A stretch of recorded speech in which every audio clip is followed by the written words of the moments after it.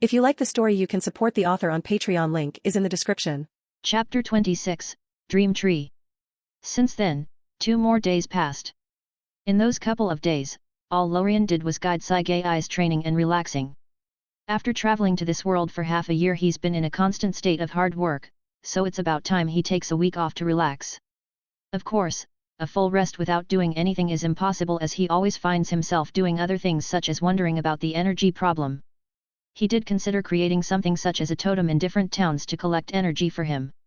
But after pondering about it for a while, he decided to think of something else, as he doesn't want to travel the whole world town by town putting a totem in each one. It would be too exhausting, not to mention all the other issues.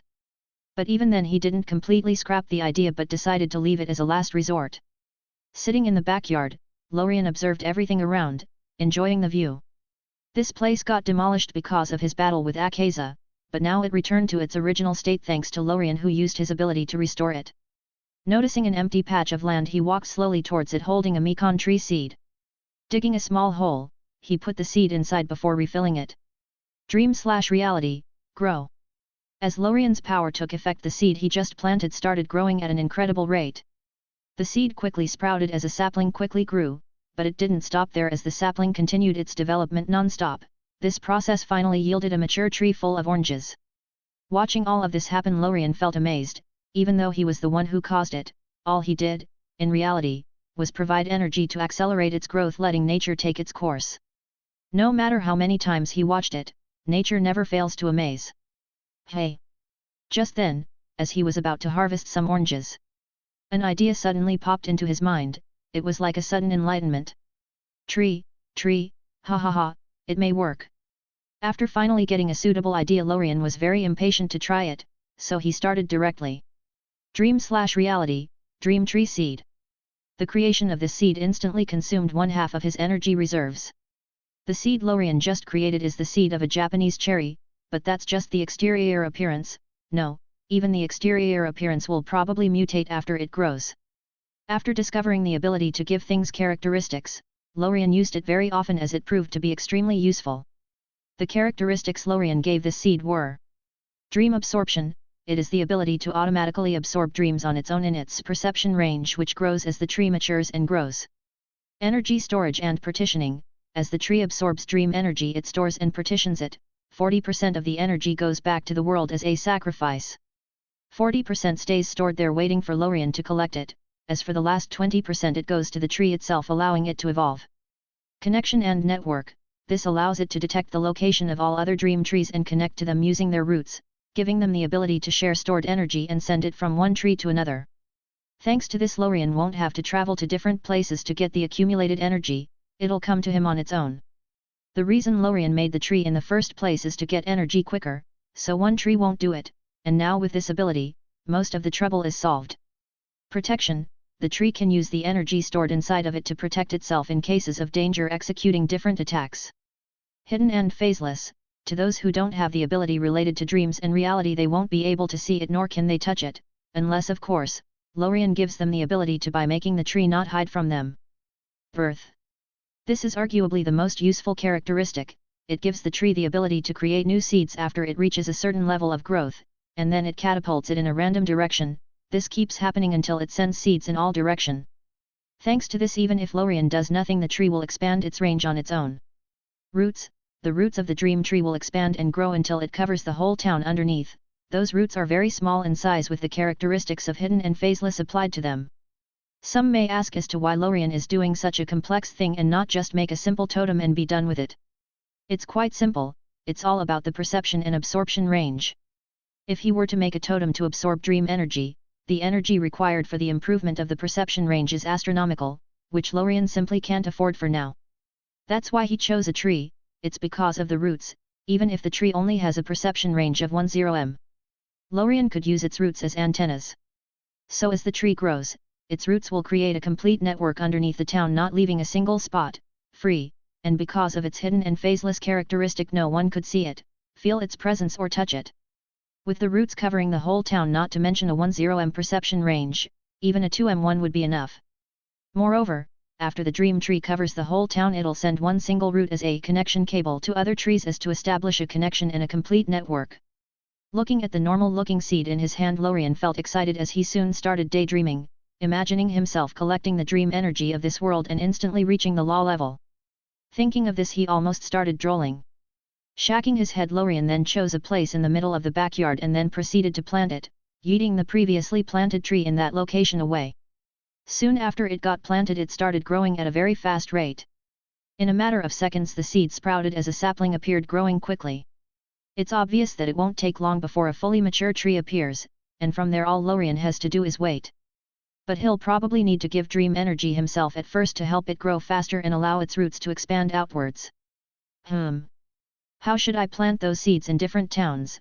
Should I go there personally or pay someone to do it? But just then, as Lorien was planning, Sagai suddenly came from behind. Lorien, someone is here looking for you. Hearing this, Lorien felt a bit puzzled as he didn't know anyone else other than Sagai in this world, so he asked in bewilderment. Did they state who they are? Nodding, Sagai responded. They said they are from the Demon Slayer Corps. Hey! Hearing this, Lorien fell silent for a moment before responding as a thoughtful smile appeared on his face. Send them to the dojo, I'll be there in a second. Chapter 27, Sudden Visitors. A few minutes later, Lorien walked into the dojo just to see a young man and a woman standing there wearing some sort of uniform. The young man called Jiu had a serious and emotionless expression on his face, while the woman called Shinobu didn't look all that serious, rather she had a very friendly and cheerful demeanor, quite the contrast with her companion. Lorien wasn't surprised seeing them here. After all, with the organization's information collecting ability, it's quite easy to find him after the battle with Akaza and it extending to the crowded streets. But seeing those he watched before in an anime walking in front of him, of flesh and blood, felt weird, but he had to admit Shinobu did look quite beautiful, so she did pick his interest. But it's time for business, so Lorien put all those thoughts aside and decided to focus on his objective. All other things can be achieved later. After observing them for a couple more moments, Lorien finally spoke with a smile on his face. Hello. My name is Lorien, welcome to my house. I have heard great things about your organization. As he spoke, Lorien took 3 bouquins from the wall and then threw 2 of them in their direction. Seeing this, each of them caught the bouquin thrown in their direction with a puzzled look, but they still responded nonetheless. The first to speak was Shinobu, while Jiu kept silent. Hi. My name is Shinobu, I am from the Demon Slayer Corps, we came to investigate the appearance of some demons here. Hearing this, Lorien knew that his guess was correct, and this was a very good opportunity for him, so he responded with a smile. Oh. Do you mean Upper Moon 3? I killed him. This answer was too sudden, causing Shinobu, who was about to continue talking, to freeze. Seeing the 2 in front of him looking at him with eyes full of disbelief, Lorien didn't care as he smiled and said. I am a swordsman, I have long heard about how skilled the demon slayers are with the sword, how about we spar? From the moment he decided to speak the truth, he knew it wouldn't be easy to convince them, and that's the main reason he sent them directly to the dojo, and hearing what the Lorien said, both of them nodded after a bit of though. A while later, Lorien could be seen sitting face to face with Jiu and Shinobu, each had a cup of hot tea in front of them. So you want me to join the Demon Slayer Corps? Yes, how about it? You'll become a Hashira and can learn breathing techniques. From the spar just now, Shinobu knew that Lorien didn't know any breathing techniques, but even then he was able to beat them. Hearing this, Lorien looked a bit speechlessly at her before ruthlessly interrupting her speech. Impossible. Seeing that she still wanted to convince him, he continued with a helpless look on his face. Let me be clear, I don't care about the conflict between humans and demons. The only reason I killed that demon you call Upper Moon 3 is because he attacked me. I don't have the sense of justice you guys have, nor do I have a grudge against them. Lorien wasn't lying, he really didn't care much about the well-being of other humans. As long as he or those close to him aren't directly involved, he wouldn't care that much. After all, as someone who will travel to an unknown number of worlds, if he were to try and become the savior each time, he'd die from exhaustion. Of course, if he sees something like that happening in front of him, he may act because of pity and sympathy. But wanting him to go look for demons on his own? Impossible. Unless, of course, it is something that benefits the world itself, which is enough of an incentive for him to act. Seeing the 2 in front of him turn silent, Lorien stopped talking as he didn't want things to become too stiff. After all, he is very interested in breathing techniques. From the battle just now, Lorien was able to approximate the true nature of it, and it's very useful for him. Moreover, it's not just that, He had just made those dream tree seeds and he's been thinking about how to send them to different towns. And now that the Demon Slayer Corps came out on their own, Lorien would of course try and use their network, it would make things much easier for him. Feeling the atmosphere become weirder by the second, Lorien continued speaking, trying to ease it. But, we can make a deal. Deal? What kind of deal? Shinobu was the first to recover as she tilted her head, asking. Actually, she wasn't surprised by Lorien's refusal to join, but she still felt pity, but even then she didn't push it too hard. After all, the Corps never force people. Moreover, her mission here wasn't to invite him either, she and Ji were sent her to investigate the appearance of an upper moon. But after talking to him, having a small spar, and making sure that he killed Upper Moon 3, she tried to pull him into their pirate ship, but she really didn't expect the way he responded with. Hearing Shinobu's question, Lorien responded with a confident look on his face. I have some information about Musen and all of the upper moons, their abilities included. I can also help you guys kill them if you can provide something of equal value. Hearing this, Shinobu yelped in shock, even Jiyu's changed as his eyes widened. Barely restoring her bearing, Shinobu quickly asked, trying to verify. Are you sure it's accurate? After all, if this information is true, it would be a great breakthrough for them, it's simply invaluable. Seeing Lorien nodding, she tried to hold back her excitement and asked. What do you want in exchange? Hearing this, he knew that the deal is basically done, so he proceeded to explain what he required from them. I want the collection of breathing techniques your organization has, and I'll give you some seed you need to. After listening to his requirements, Shinobu turned silent for a while before responding. About the seeds, there is no issue, but the breathing techniques need the master to agree. She really wanted to agree here and now, but she didn't have enough authority to agree to something like that. Lorien wasn't surprised hearing this, he was just trying his luck, his main goal is actually the seeds. As for the breathing techniques. Lorien's eyes turned toward Jiyu for a moment before shifting back to Shinobu as he spoke. Okay then, next week send someone to take seeds and plant them precisely as I instructed, at that time I'll give you a part of the information, you can check it out and then decide whether to continue to trade or not. Tilting her head, Shinobu didn't know how to answer for a while. Lorien's request to plant seeds in specific locations and at a specific distance from the habitats of townspeople sounded very weird, she never heard of such a weird request in her life, but it was none of her business. As long as they can get the information, no matter what weird thing the man in front was up to, it didn't matter. Moreover, what could planting some trees do? Thinking of this, she agreed without a second thought. Deal. Seeing her agree, the smile on Lorien's face grew bigger as he spoke. Okay then, till next week. Shinobu didn't have any more thought about this, so she nodded her head in agreement as she stood up ready to leave. Seeing this, Lorien finally turned his attention to the silent Jiyu, who also stood up. If it wasn't for the fact that he wanted to get some information from him, he'd probably forget he was even there. Hey Jiyu, did you meet a pair of brother and sister? One of them should be a demon, but she's very different from other demons. Hearing Lorien talk to him, Jiyu was startled, but hearing the question he hesitated whether to answer or not. But this hesitation was enough of a response in and out of itself, so Lorien continued speaking. Just tell him that I can return his sister to normal in exchange for something he has. After the spar, Lorien's interest in those techniques peaked, and what better one than the original one to learn and improve upon, all the other ones are a bonus. After listening to what Lorien said, Jiyu responded with a nod, keeping the same expressionless look on his face. Meanwhile, Shinobu looked at their interaction in silence. Demon, sister.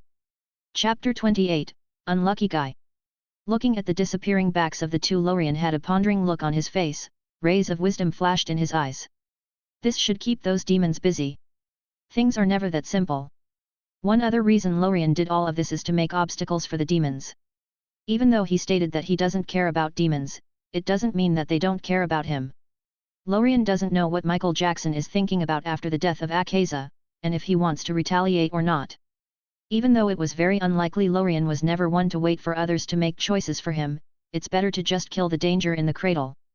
But he has better things to do for now, and it's a waste of time to focus on demons as it's unlikely that they will attack. So after thinking about it, he decided that it's better to leave it to the professionals. Just then, as Lorien was still looking in the direction they left in a daze, a voice sounded next to him. Is Ms. Shinobu beautiful? Hearing this question, Lorien subconsciously responded with a nod and said, yes. But just after that he reacted quickly and continued as he turned around and hugged Saigei, who unknowingly appeared next to him. But not as beautiful as you. Hearing this, she instantly became shy as her face instantly turned red, and seeing this, Lorien continued teasing her as he pitched her cheek. Ha ha ha. Are you jealous? Humph. Seeing that Lorien was teasing her, she just turned her to the side, ignoring him, her cheeks puffed slightly.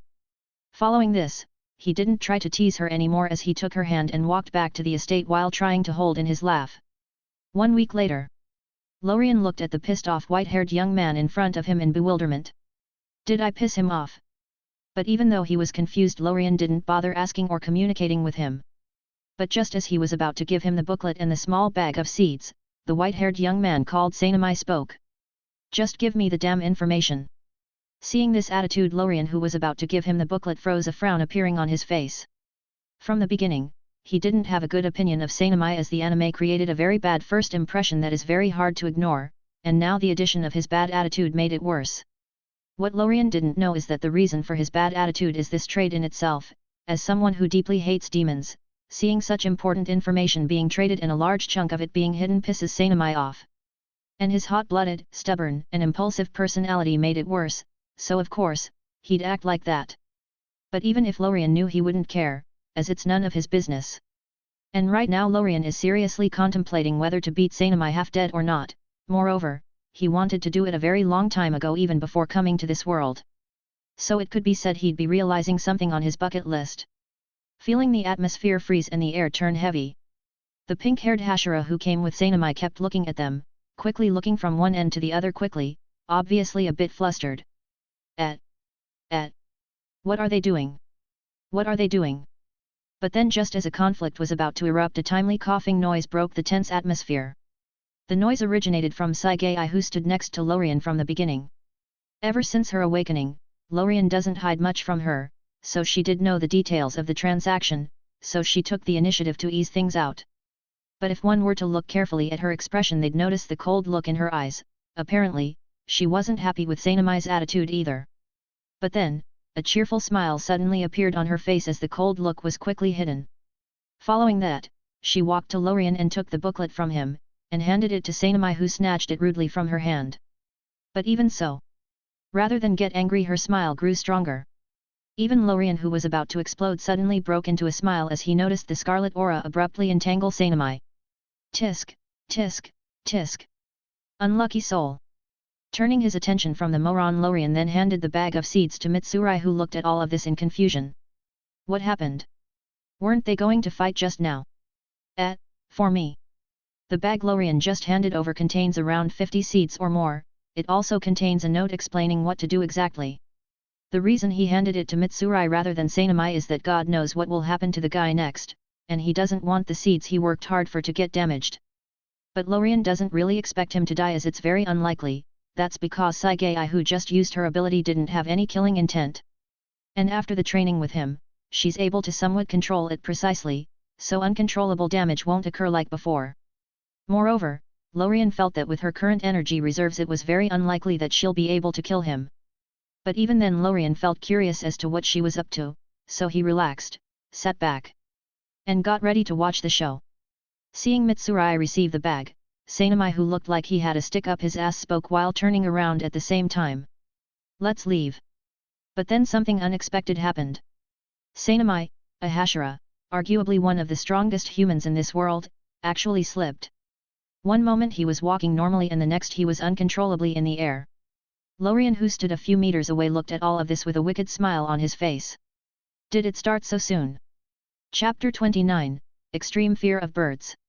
For Synopsis, one moment he was turning around to leave and the next he found himself in the air. Confused as to how he got himself there, he opened his mouth in shock. But while this was happening, something else no one could predict occurred. Moments before Synopsis' fall, a bird flying by suddenly discharged poop, or as some may call it, dung. This greenish-white ballistic missile pierced through the air at incredible speed, just in time for it to instantly enter Synopsis' wide-open mouth before he could react. This projectile instantly impacted the back of his throat. And all this happened in an instant before Synopsis could even impact the floor, causing him to be unable to react. Boom! And just as Synopsis finally impacted the ground, his body tensed on its own because of the crash, causing him to swallow the white stuff. Cough! Cough! Right now if the bird could speak it would have yelled. Jackpot! And it wasn't over yet. Holding back his anger and embarrassment, Sainamai tried to stand up. His face was red. It was unknown if it was caused by rage or shame. But then another accident occurred. The hand he used as support to stand up somehow slipped, causing him to fall again. And at this time, if one were to look at the sky, it would become evident that the bird that Sainamai wished he could slaughter wasn't alone. He brought the whole clan with him. Moreover, apparent this slew of birds all had some stomach issues, as they all miraculously discharged at the same time. And just as Sainamai fell to his back because of the slip just now, he instinctively looked at the sky, just in time to see a white cloud coming his way. The timing of these birds was simply impeccable. Swish! Plink! Plink! Plink! Instantly white stuff engulfed him, not leaving a single spot safe from harm. Mitsurai, who was a few feet next to him, instantly jumped back, fear and shock apparent on her face. Never in her life did she see such bad luck. Looking at the man wrapped in bird poo, Lorien noticed that the scarlet energy entangling him finally disappeared, declaring the end of his ordeal. Seeing this, Lorien couldn't help but shake his head in pity. It should have lasted a while longer. It seems that I need to increase Saigai's training. Thinking of this, he turned his eyes toward Saigai, just in time to find her looking at him, blinking innocently as if to say, "It's none of my business." Puff. Ha ha ha. Seeing this, Lorien was no longer able to hold back as a smile broke on his, which infected Saigai, causing her to also start laughing. Meanwhile, just as Sainamai was having the time of his life, in front of a house hidden between trees in the middle of the woods at the foot of Sagiri Mountain, an old man in blue wearing a Tengu mask could be seen holding a letter in his hands while looking in the direction where his student is practicing, trying to cut the giant stone. This letter came a few days ago. It contained some information about the death of Upper Moon 3 and the message Lorien sent to Tanjiro. But until now, Seikanji Urokodaka still didn't choose to give it to Tanjiro for now, deciding to leave it until the training ends or he gives up. After all, it's near its end, and if he were to give it to him now, considering his personality, he'd instantly leave searching for this hope to turn his sister back into a human, no matter how slim it is. To be honest, Seikanji didn't believe this trade was true. If this message wasn't sent by Jiyu, his apprentice, he would have thought it was a bad joke. As someone who's been a demon slayer for decades, he never heard of such an absurd thing. That's also the main reason he left it aside. For now, it wouldn't be worth it to interrupt Tanjiro's training for such an unlikely thing. As for Tanjiro, who was targeted by Lorien for his sun breathing, he could be seen standing face to face in front of a young man wearing a white kimono, patterned with a geometric hexagon design of yellow and green. This young man was wearing a cat mask with a bit of damage on its right side. He held a bukin in his hand. If Lorien was here, he'd instantly recognize him as Sabato. Moreover, his state was very similar to the one Akaza's fiancé and teacher appeared in at the time. This soul appearance thing has always puzzled Lorien, as he couldn't think of a logical explanation for it. So he's been thinking about studying it since then, but has always put it aside as it wasn't a priority. Swoosh! Sabato, who was standing there silently, suddenly disappeared from his spot, attacking Tanjiro with the wooden sword in his hands. Clash! Clang! Even though one of them had a wooden sword while the other had a real one, the battle went opposite to what one would usually predict, as Tanjiro was getting suppressed. More! More! Show me what you are capable of! But even though Sabato had the advantage, Tanjiro was somewhat able to defend and sometimes even try to counterattack, which was very different from when he started. This way of practice lasted for the past 5.5 months. Tanjiro was thankful for this, as even though he got beaten up most of the time, his progress was visible to the naked eye, as Mokomo would guide him and correct him after each battle. But Tanjiro, who was currently improving, didn't know that the thing he sought most was currently in his teacher's hands. If he knew that Seikanji had the key to turning his sister back, he'd probably throw the sword away and immediately go look for him. It's a pity that ifs are very worthless in life. But thankfully his training was nearing its end, so it won't be long until his wish is fulfilled. Chapter 30, Past and New Deal. 5 days later, exactly 2 weeks following Saigai's awakening. In the backyard, a cherry flower tree stood there in the middle. It was unlike any other tree of its kind. It was much bigger, its trunk thick and strong, and the crown also extended in all directions and sides, creating a huge patch of shadow underneath it. But the most obvious difference was the color of the petals. They were gold, shining as they reflected the sunlight. The tree itself gave off a very dreamy vibe. It was as if it was wandering between the line of existence and dreams. Just standing next to it made one feel surreal and relaxed. But that wasn't all. If one was able to bypass its hidden characteristic and observe its roots, they'll notice that they extended in all directions. covering nearly 1/5 of the whole town. This is in fact, the Tree of Dreams. And under it, a young man with silver hair and golden eyes could be seen resting his back on it, looking completely relaxed. Feeling the energy accumulated inside the tree behind him, Lorien couldn't help but smile cheerfully. Right now the energy the tree could gather in a day was much more than he could previously acquire on his own. In the past couple of days, Lorien didn't absorb any of the energy, rather, he redirected all of it into the tree to accelerate its growth, an investment of sorts. It should be enough. Thinking of this, Lorien decided he should restore the allocation quotas to normal, that being 40% of the dream energy goes to Lorien, 40% to the world, and the final 20% goes to the tree itself for growth. Tisk, with 40% going to the world, I'll finally become the protagonist. No more bad luck. But before that, turning his attention, Lorien looked at the petite woman that appeared in front of him a couple of moments ago. It seems that Sagai was the one who let her in. Hi, Shinobu. Lorien's call awakened Shinobu, who was looking at the tree in front of her in a daze. Just standing in front of it made her feel relaxed and at ease. Shaking her head lightly as to get rid of the last bit of trance, a small smile appeared on her face as she asked curiously. Oh. Hello, are the seeds you gave us to plant for this tree? Seeing him respond with a nod, she then asked expectantly. Can I take one to plant home? Which Lorien of course agreed to as he threw a seed toward her. Then, seeing her catch and put the seed aside, Lorien finally spoke. So, what brought you here? Is it for the trade? Hearing the question, she finally became serious. We checked out the information you gave us before. It included information about Upper Demons 6, 5, 4, and 2 and their respective abilities. As she said Upper Demon 2, Lorien was able to notice a slight shift in Shinobu's voice, but he still continued listening. It also included the location and abilities of Lower Moon 5, Spider Demon. Listening to this, Lorien nodded and asked. I already know this. Is there something wrong with the information I gave? No, everything is good. We have already sent someone to his location and verified it. She didn't speak further about what happened to Lower Moon 5 as to was already obvious. His only fate could be death. After listening to all of this, Lorien was a bit tired, so he asked directly, getting to the point. So, do you guys agree to trade or not? Suddenly getting interrupted mid-speech caused Shinobu to choke for a moment before nodding. Yes, we agree. You could choose whatever breathing technique you want to learn and we'll send a Hashira to teach you, but for some breathing techniques you'll have to go to some remote places yourself where some retired Hashiras are living. Hearing this, Lorien smiled happily and nodded quickly in agreement. Getting taught directly by a Hashira wasn't something he expected. When he made the trade, he thought they'd just give him some booklets or send some people who have some mastery over it to teach him.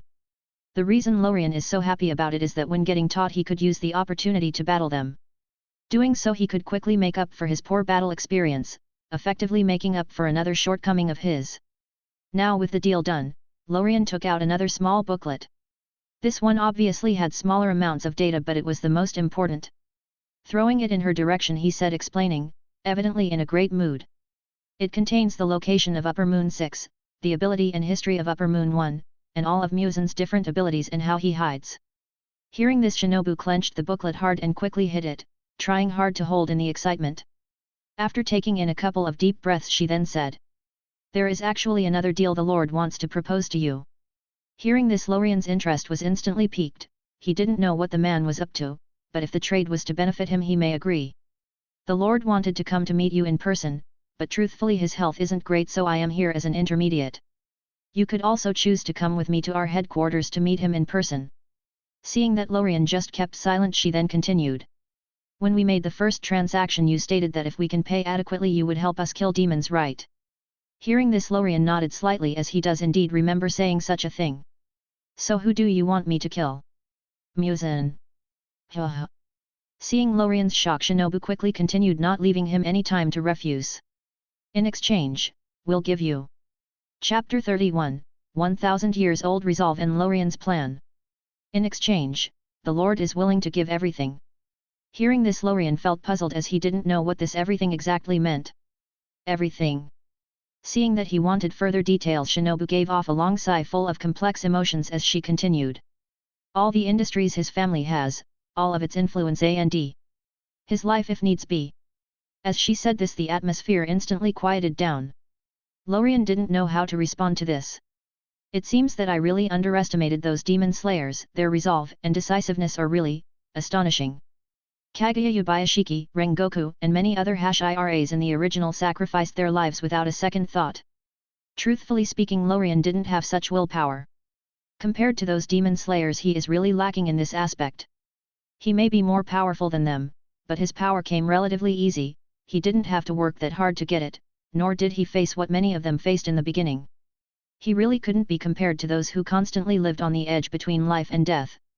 And apparently, he couldn't compare to Kaguya Yubayashiki, who carried a 1,000-year-old mission without wavering, willing to lay his life for it.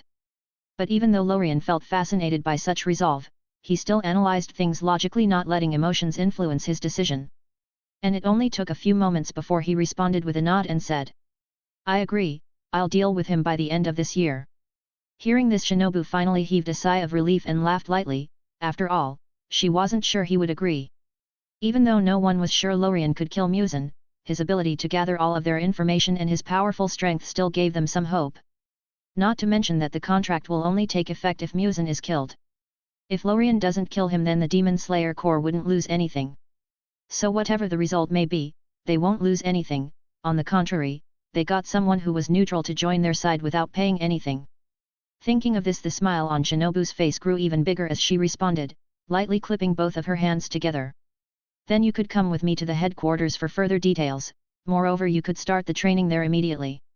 But Lorien didn't agree to this as he had other plans. "I want to go to Urokodaki on Sajiri Mountain first." How did he know where a past Hashira lives? But even while feeling curious, she didn't continue asking and agreed, as it was also a part of the deal.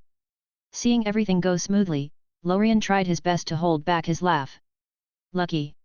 This trade is a huge gain for Lorien, mainly because even without them paying him to do it, he would have killed Muzan. If Shinobu asked him to do it 5 days ago, he may not have agreed so easily or even agreed at all. Because at the time Lorien didn't consider Muzan as a true enemy that absolutely needs to be killed. But after 5 days of brainstorming, Lorien changed his mind. This is mainly because he got a new ideas. After all, Lorien is a normal human being, his position and decisions change as new things pop up. If he finds a past plan bad, he'll just change it. After all, they are not set in stone. You can't expect a normal human being to act like a fixed computed program. In the past few days, Lorien didn't absorb any dream's energy, nor did he train. Most of the time was passed either training Saiga, relaxing with her, or just chilling on and about thinking about the future. It was at that time he thought about the specialties of this world. They are the Demon Slayers with their breathing techniques and Demon Slayer marks. And Demon with their flawed immortality and Blood Demon arts. From the Demon Slayer side, Lorien has gotten all they have to offer. All he needs to do now is just go and get it. But as he started thinking about the demon side, it was then that an idea appeared, and this idea is the one that caused him to change his thoughts about Muzan. What if I can modify the flawed immortal body of a demon using my abilities and perfect it, removing the fear of the sun, the decapitation weakness, the inability to eat normal human food, the need to devour humans. All in all, simply remove all the defects, perfect it and turn it into an immortal body for humans without the need for demon blood. Basically an immortal body like Deadpool's. Moreover, it doesn't end there, as every demon awakens a blood demon art. When thinking about this, Lorien could conclude that it's the awakening of a physical talent. Talent can be either be derived from the origin/root, existence, from the soul, or from the body. Origin/root talents are the core talents at the core of one's existence. They originate from the world, absolutely unchangeable, similar to Lorien's dream/reality, Saigai's doom. Soul talents are talents that originate from one's own soul. They are also very difficult to change but doable, similar to the Zanpakutos in Bleach. They can all count as soul talents. And finally, physical talents. They originate from one's body. It could be an innate talent, a gene mutation, etc. They are much easier to modify and create, and they are the most popular ones. Ever since fighting Akaza, Lorien felt greedy about that regeneration ability, not to mention the lifespan, immortality, as a bonus. It wasn't just for himself, as after perfecting this immortal body, Lorien could also copy it and give it to those close to him such as Saigai. And with that, he wouldn't have to worry about lifespan and safety issues for the most part.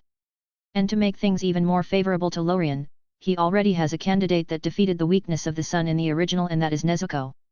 So with everything ready, all Lorien has to do is start using his abilities to make modifications and perfect it, demon blood/body, and then copy-paste it as much as he wants. Actually, if possible, he didn't want to make things so complex. If doable, he would have directly realized an immortal body and be done with it, but the issue is, as usual, the energy required. Modifying and copying things is much easier and requires less energy than directly creating them. And so with this plan in mind, Lorien remembered someone. And that is Muzan. Muzan always wanted to become perfect, defeat the sun. In the original history, when Nezuko defeated that weakness, he did all he can to devour her.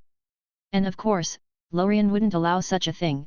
If he was to do all the work and perfect that body, and the Muzan just comes in and gets the final fruit, then at the time Lorien should simply just have a cliff.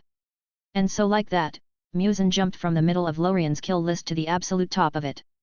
And now the Demon Slayer Corps just came in and basically paid him to do something he was originally going to. Basically paid to do nothing. Moreover. Chapter 32, Usefulness and Limit. Moreover, the wealth of the Demon Slayer Corps and Kaguya Yubayashiki is very useful for Lorien. After all, if he wants to spread the seeds of the Tree of Dreams to the whole world, he'll need a powerful platform to help him do so. Even though the seeds are being spread to the whole of Japan, it's not even nearly enough. The world is very big, and Japan is a very small country comparatively speaking. Not to mention that the most important aspect which Lorien considers when spreading those seeds is the population, as the more people there are, the more dream energy he will receive. So his main target never was Japan, it was the whole world. Especially China and India being the main goals. And it is here where Kaguya Yubayashiki's family comes into play. As a family that's been around for more than 1,000 years. Lorien wouldn't believe it if you tell him that it doesn't have any political power. If that were the case, the Demon Slayer Corps wouldn't have been operating relatively easily, nor would it even exist. So, if Lorien were to gain this power, he could use it to quickly achieve his goals, or at least make things easier. The more Lorien thought about it, the happier he became. Looking at Shinobu in front of him, his eyes softened. The more he looked at her, the more he felt that she was pleasing to the eye. My lucky star. And so, with the deal finally concluded, Lorien smiled lightly and offered. It's nearly lunchtime, you should eat before hitting the road. Hearing this, she only hesitated for a moment before agreeing. Seeing this, Lorien nodded and walked towards the house, indicating that she should follow him. Later that night, Lorien could be seen standing under the Tree of Dreams. This tree was really out of this world, the dreamy atmosphere it gave off was magical. Even in the darkness, its golden leaves still shined brightly, creating a beautiful scene. It was unknown whether it shone because of the moonlight or just glowing on its own. But Lorien didn't bother to enjoy the view, as his eyes were focused on something else, much more important. From his perspective, Lorien could clearly observe the roots of the tree, which extended far away, covering 1/5 of the whole town, which seems to have grown a bit more compared to earlier this morning. But that wasn't the thing that interested him most. It was the continuous streams of dream energy that kept coming alongside those roots before getting inside the tree, then partitioned as planed. At this time of night, most people in town are asleep, so this scene wasn't something surprising. And according to the experience he gained in the past 5 days, this won't stop until 1 or 2 more hours. Seeing this, Lorien, who was standing there eagerly waiting, tried his best to hold himself back and just waited patiently. And so he sat there, closing his eyes to rest for the time being. It's been 5 days since Lorien absorbed any dream energy, which was a bit torturous for him, as the feeling of constantly growing strong quickly is fascinating, to say the least. And with him not absorbing any for that period of time, the usual fast growth came to a near complete halt. The only increase in strength he got in those 5 days originated from his natural growth, which was ever so consistent. The Dream Tree's ability to collect energy is far superior to that of Lorien, so the quantity he will get today will also be the biggest amount of dream energy he has ever held in one go. So it's no wonder that Lorien is so excited. A couple of hours later, Lorien finally opened his eyes as he felt that the streams of dream energy coming toward the tree finally diminish and nearly stop, leaving a very small amount. And looking at the energy stored inside the tree, Lorien's breath quickened a bit. Ha ha ha ha ha. Making those trees was indeed the right choice. I can't imagine how much energy I'll get once they are all connected. As for imaging the amount he'll get once they cover the whole world, Lorien didn't even dare to think about it. Feeling very excited, he quickly took out the dream energy stored inside the tree and held it in his hands. From afar it looked as if he was holding a weird multicolored bauble, and inside of it different scenes kept appearing from time to time, depicting different dreams, hopes, and imaginations. A scene of an eerie journey in a forest appeared, followed by that of a huge treasure house, and then there was a scene of 100 beauties surrounding someone. It was truly magical. But Lorien didn't pay much attention to it, as right now he is having a bit of a hard time calculating his current strength in a precise manner. As things like speed tests and weightlifting aren't reliable at all. But he at least knows that his physical strength and speed are faster than that of Akaza's, not to mention that in the week following that it still increased by a slight margin, slight, but noticeable. The only thing that Lorien could reliably and easily calculate is his perception range, and so he also started using it as a measurement of strength as it's directly connected to it. The more powerful he is, the higher it is, and right now his current perception range is at 81.5 m. With that in mind, Lorien couldn't hold himself back any longer and started absorbing the energy at hand. As soon as that energy entered his body, it was quickly divided into 3 portions. The first was used for strengthening the body, one for strengthening his soul, and the last to increase the size of his source energy pool. This absorption lasted a full 15 minutes, and as usual, there was no pain or anything of the sort, quite the opposite. It was very comfortable and relaxing. And as soon as he finished absorbing it, he quickly checked his perception range, which jumped from 81.5 m to 82.5 m, an increase of 1 full meter. This may not seem much, but it's actually incredible, considering that he usually only gets an increase of about 0.15 per day and even less sometimes. From his awakening till now, it's been 6 months and a half, and he only reached a perception range of 81/82 m. So 1 meter per day is truly a lot.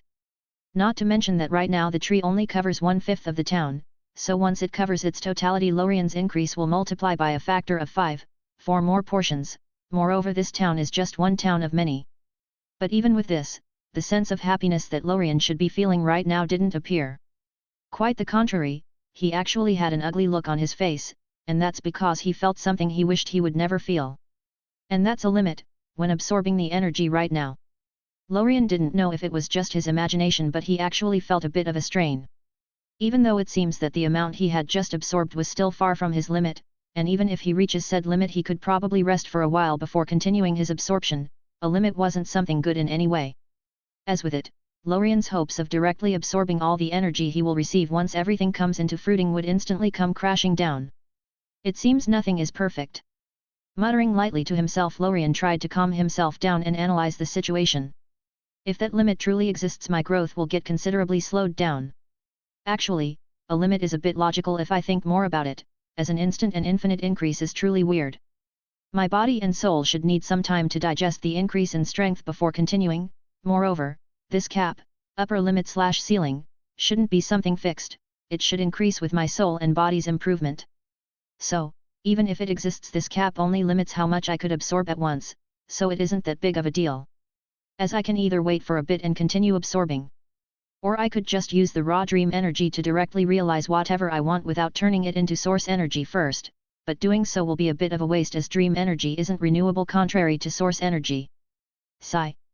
Sighing lightly, Lorien decided to put the whole ordeal aside, as all of this was just speculation, as he hasn't yet touched this limit, and God knows if he'll ever reach it, so thinking about it anymore is just a waste of time. Considering this, the troubled look on his face slowly disappeared and got replaced with a joyful one. He could finally enjoy his new strength increase and relax. I guess I shouldn't worry about the future this much, future me will deal with future trouble, ha ha ha ha. Chapter 33, Journey and Entertainment District. 3 days later. A young man and woman could be seen walking side by side on a narrow dirt road. The young man had silver hair and golden eyes, he was wearing a somewhat modern and comfy-looking sportswear, and had a sword tied to his waist. The handle and scabbard were pitch black in color with golden mysterious patterns engraved on them, giving off a noble yet supernatural vibe. The young woman next to him had shining scarlet eyes and long black hair tied into a ponytail. She was wearing some sort of modern comfy-looking clothes. As for where did all of those modern clothes come from? Ugh. Just thinking about it gives Lorien PTSD flashbacks. It was after he made a breakthrough in his relationship with Sagai, and after she knew his ability, he had the brilliant idea of showing her he could instantly create and customize clothes with it. Completely forgetting woman's obsession with clothes, and ah boy was it a mistake. At the time he nearly turned into a Chinese clothes factory, and it was only after some negotiation was he able to escape. At least he only has to do it once a month now. To reach their current location, they left their home around a day and a half ago, and they had to stay a night in another town halfway here to rest. The unavailability of modern transportation made moving long distances really difficult and inconvenient. Even though it's the Taisho era, 1912 to 1926, the technology wasn't widespread as it was mostly concentrated in cities.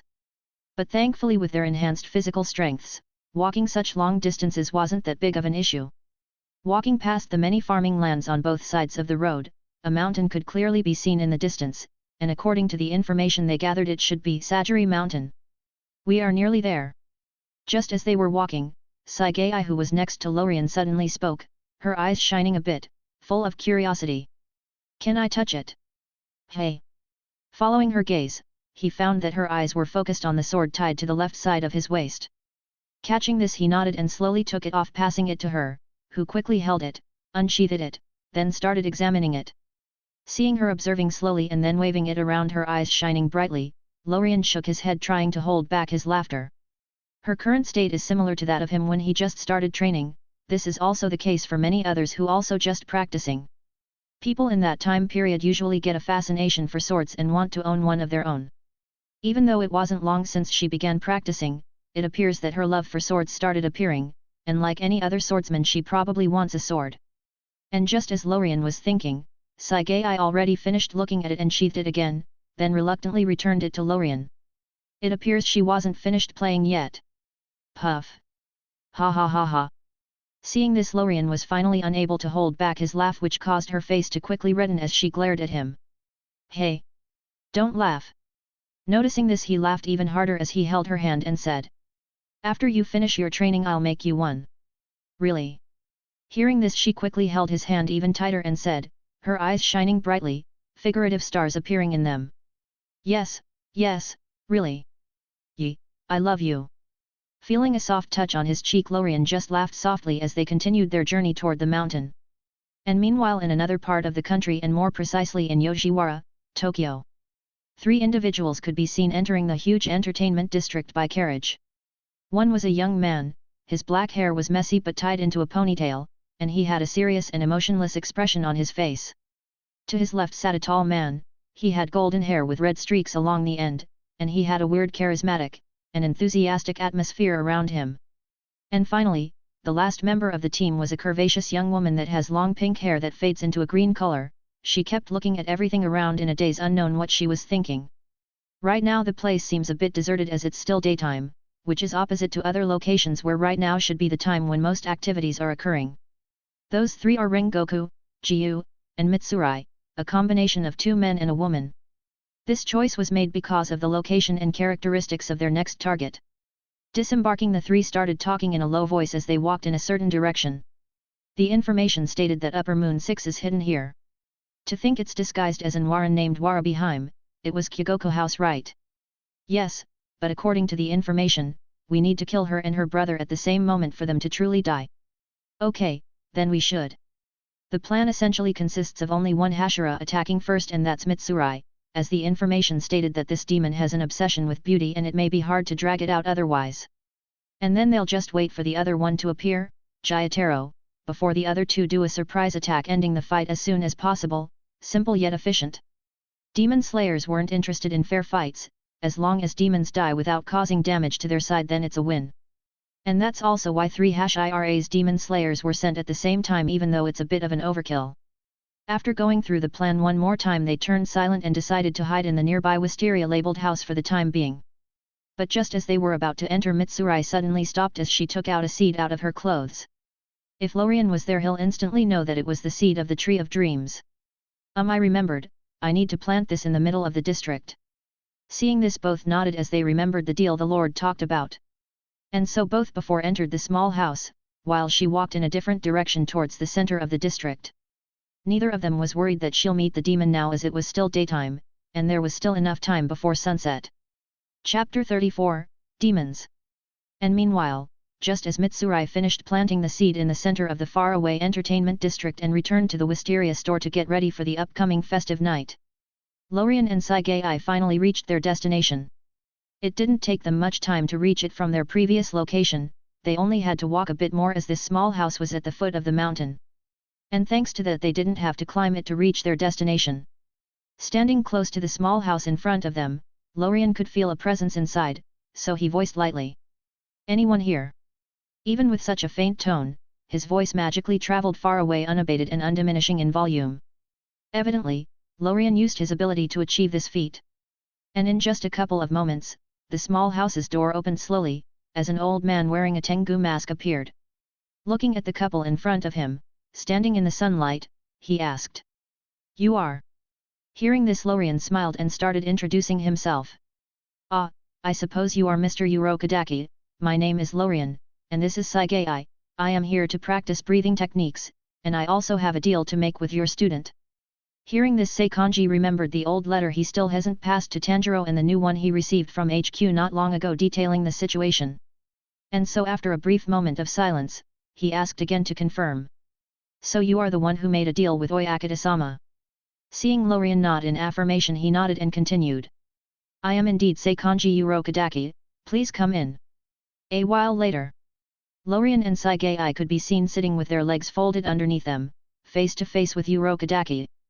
So you haven't yet handed the letter I sent to Tanjiro?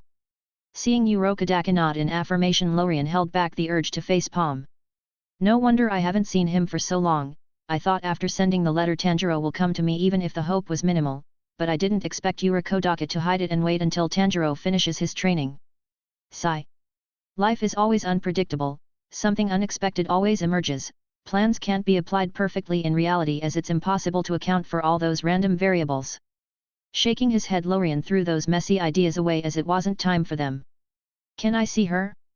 I could at least make sure I could heal her, doing so won't give your student false hope. Hearing what Lorien said, the old man hesitated for a moment before agreeing. Seeing this, Lorien was very excited. It wasn't just because he was so close to the immortal body he wanted. It was also because he wanted to verify his guesses. When watching the original, Lorien had some speculations about the true origin of the demonic power, the reason they are afraid of the sun, and why only Tanjiro and Nezuko were able to conquer it, in those 1,000 years. And all of his speculations began from the name of the flower used in the making of the medicine Musen used to heal the mysterious disease he had, and it's the blue spider lily. Even though Lorien didn't have any information about it as it was probably a flower unique to this world, he knew its sister, the red spider lily. In old Buddhist writings, the red spider lily is said to guide the dead through samsara, the cycle of rebirth. It is also called Lycoris radiate, which literally means flower of Higan. Higan. The distant shore, the other shore of the Sanzu River, which is the legendary river of the afterlife, similar to the river Styx in Greek mythology. Moreover, it has another nickname which is the death flower, which symbolizes death. Just based on this, one could easily tell how related it is to the underworld. And, Lorien suspects that the blue spider lily, which is unique to this world, also has an ability of its own, and this ability is likely to be opposite to that of its sister, the red spider lily. Considering that it's the main component used in that medicine, this ability is assumably something along the lines of escaping samsara and the cycle of rebirth, or evading death. As for the underworld / samsara, Lorien is sure of its existence in this world, and those ghosts that appeared in the original are the best proof. Lorien also has some experience with ghosts, as when he killed Akaza, his relatives appeared as if to help guide his lost soul back to samsara. Moreover, in the original, it is heavily implied that those demon slayers who died in battle are reborn to live another life. They may not have their memories and are practically new individuals, but the soul is still the same. This is Lorien's speculation about the origin of the demon's power, and it is the underworld, and more precisely death. This is actually very similar to the Jiangshi, which is the Chinese vampire / zombie. The Jiangshi is a creature that usually hops along, and when it comes across a victim it will suck the life force out of them to grow stronger. It is said that those zombies / vampires are outside the 6 realms of existence, Buddhist cosmology. This is also similar to the demons in this world, who presumably escape samsara and grow stronger by eating humans to evolve. As for the reason the demons fear the sun and why Tanjiro and Nezuko were able to conquer this weakness, according to Lorien's speculation, it has something to do with yin and yang, life and death. Even though they escaped death and samsara, it is still the origin of their power. Death is absolutely a yin power, while the sun is a very strong yang power. This is the reason why demons fear the sun, as the sudden conflict between those two powers causes them to die tragically. But funnily enough, it should also be the reason as to why Nezuko and Tanjiro are able to conquer it. Let's start with the Komato family. This family has passed down the sun-breathing technique for at least 400 years, ever since it was given to Sumiyoshi by Yoriichi. And this may have caused a mutation in their family blood, giving birth to some sort of yang power or characteristics. This also includes Nezuko, as this also caused her blood to have this yang characteristic, which became evident with the awakening of her blood demon art, which is pyrokinesis. And surprise, surprise, her flames have a special property that makes them only harmful to demons and objects of demon origin, while being completely harmless to humans and other objects. As for Tanjiro, this is even more so, as he was also the fastest to conquer the sun, and this may be because of the sun breathing technique he was practicing, causing the yang power in his body to be large in quantity. And Lorien's speculation is that to beat the sun there needs to be a balance between the powers of yin and yang inside the body, and that is the key. This may also explain the reason why it took Nezuko so long to achieve it when compared to Tanjiro. Nezuko didn't have much of the yang power inside of her, and she had to accumulate it little by little to achieve the balance, contrasting Tanjiro, who instantly did because of the breathing technique he practiced. Of course, all of this remains pure speculation, at least until Lorien sees her with his own eyes and examine her. Moreover, until now Lorien couldn't think of the reason as to why all those demons lose their memories and become how they are. This may be a side effect of escaping death. Shaking his head, Lorien woke up from the small daze he was in, deciding to first check out Nezuko's true situation before doing any more theorizing.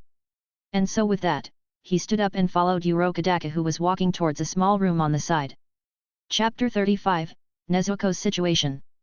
Walking through the sliding door, Lorien found himself in a small room.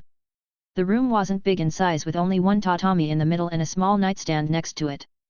The only special feature it had was that the windows were reinforced so that no light could come in. Looking at the bedding, Lorien could see a small girl asleep covered by a green-colored blanket. She had long black hair fading into a flame orange color at its end, but the most noticeable thing was the bamboo muzzle in her mouth. Walking slowly towards her, he then sat down next to the tatami and held her wrist under the watchful eyes of Urokodaka, who kept monitoring all of his actions attentively. After all, he promised Tanjiro to keep his sister safe, and even though he didn't think Lorien would do anything to her, he still decided to be cautious and chose to stay close by just in case, so he could react as quickly as possible if needs be.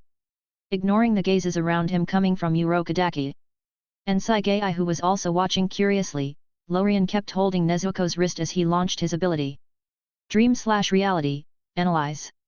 What he needs to do now is know her current situation in detail before he takes any further action. And what this ability he just used does is analyze Nezuko's situation according to Lorien's thoughts and then make a complete copy of all the data which he'll need later. Observing the progress and feeling the quick consumption of the source energy in his body, a smile appeared on Lorien's face as he remembered the first time he used his ability on a living target. At the time he had just awakened his ability, and only used it to help Saigei recover, but even doing just that almost nearly exhausted. But now, after such a long period of time and continuous improvement, such consumption isn't much.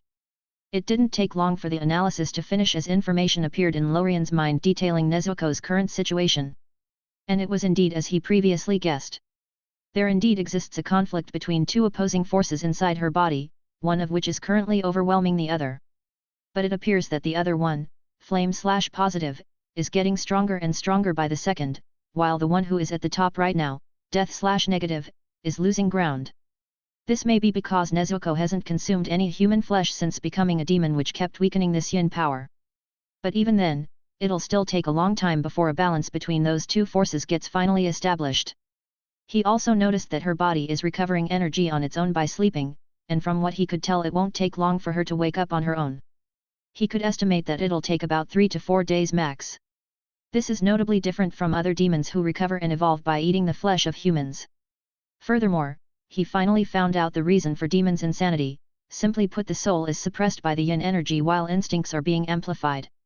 This instinct isn't just about eating demons and evolving, that is just the most basic form it has. It is also about obsession, which caused demons to not only be bloodthirsty but also have one thing in common, and that is nearly everyone has a fixation of his own. Daki, for example, only eats beautiful women, Akaza doesn't eat females and is obsessed with getting stronger, and even Muzan himself is obsessed with becoming perfect. Such obsessions are actually normal at first, and this instinct's amplification doesn't create them, it just amplifies them further and further. That is also why when those demons finally die and their obsessions dissipate, they all restore their sanity and clarity. Discovering this, Lorien had a look of sudden realization as he fell deep in thoughts, thinking of his next course of actions.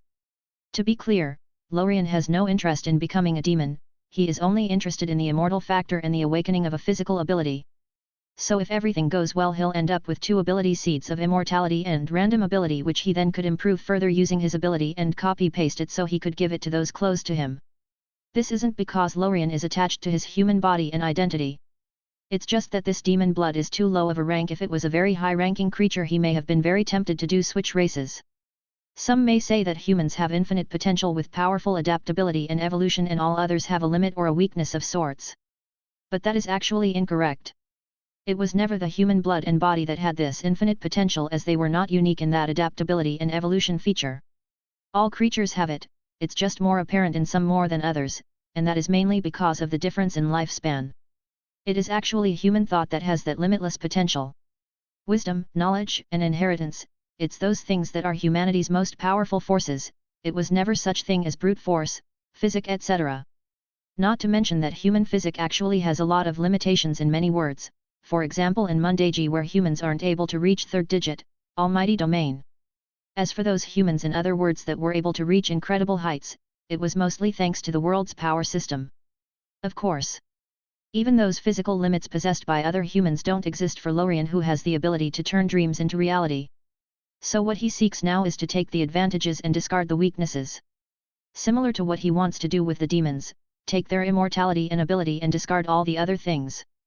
Just then, after having finally diagnosed her and got his thoughts organized, Lorien was about to release her wrist, and tell Urokodaka that he is able to heal her. But just then, an idea appeared in his mind as he looked at the old man observing him. This should make the following things much easier. Reality, special effects. All of this actually didn't take much time, as in Urokodaki and Saigei's perspective, Lorien just sat there and held her wrist for about a minute doing nothing. Saigei knew Lorien's ability, so she knows that he is using it right now. But Urokodaka didn't know anything about it, so as he watched this, a frown appeared on his masked face. It was at this moment that Lorien activated his ability. Reality, special effects. Suddenly golden light appeared in the room, shrouding both Lorien and Nezuko. This golden light gave off a calming and gentle aura. Following that, this light kept pulsating and humming as if doing some sort of task. This lasted for 5 more minutes before it finally dimmed and then disappeared.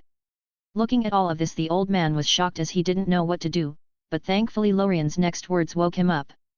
I checked her state, I can indeed heal her. Chapter 36, Breathing Techniques. I checked her state, I can indeed heal her. Hearing this, Urokodaka, who was in a daze watching the golden light, felt elated. Even though he wasn't sure that it was true, but based on what he saw and all the information he previously gathered, there is a high chance that it was indeed genuine. So after falling silent for a couple of moments, he couldn't help but finally speak up after a bit of hesitance. Then can you? Even though he didn't finish the phrase, Lorien understood what he was trying to say. He could indeed partially heal her on the spot and without much effort. All he needs to do is help her strengthen the positive flame power in her body as to create a balance between the 2 conflicting forces.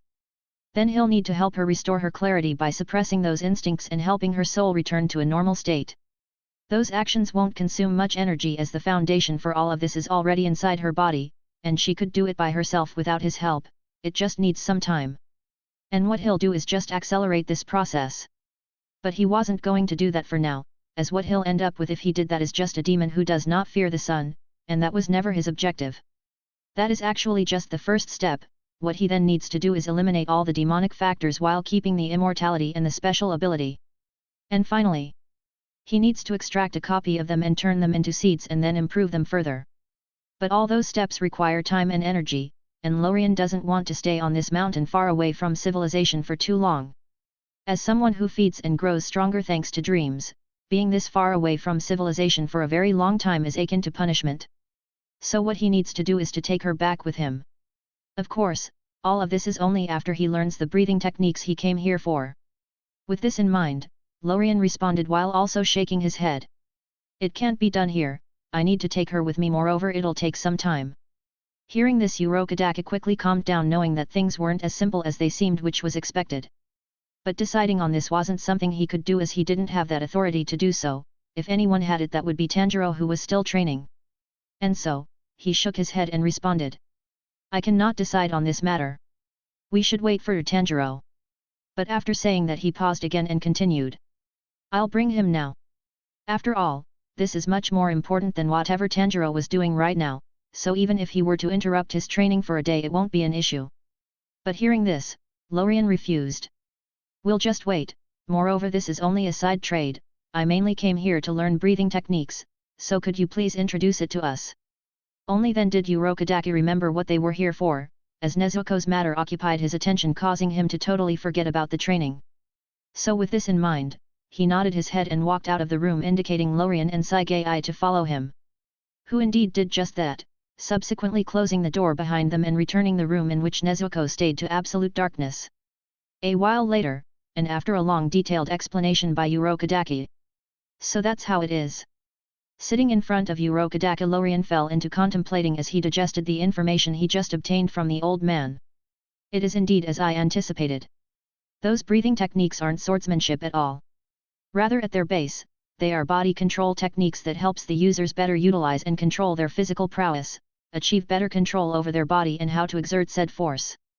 Of course, the level of control and strengthening depends on the mastery of those breathing techniques.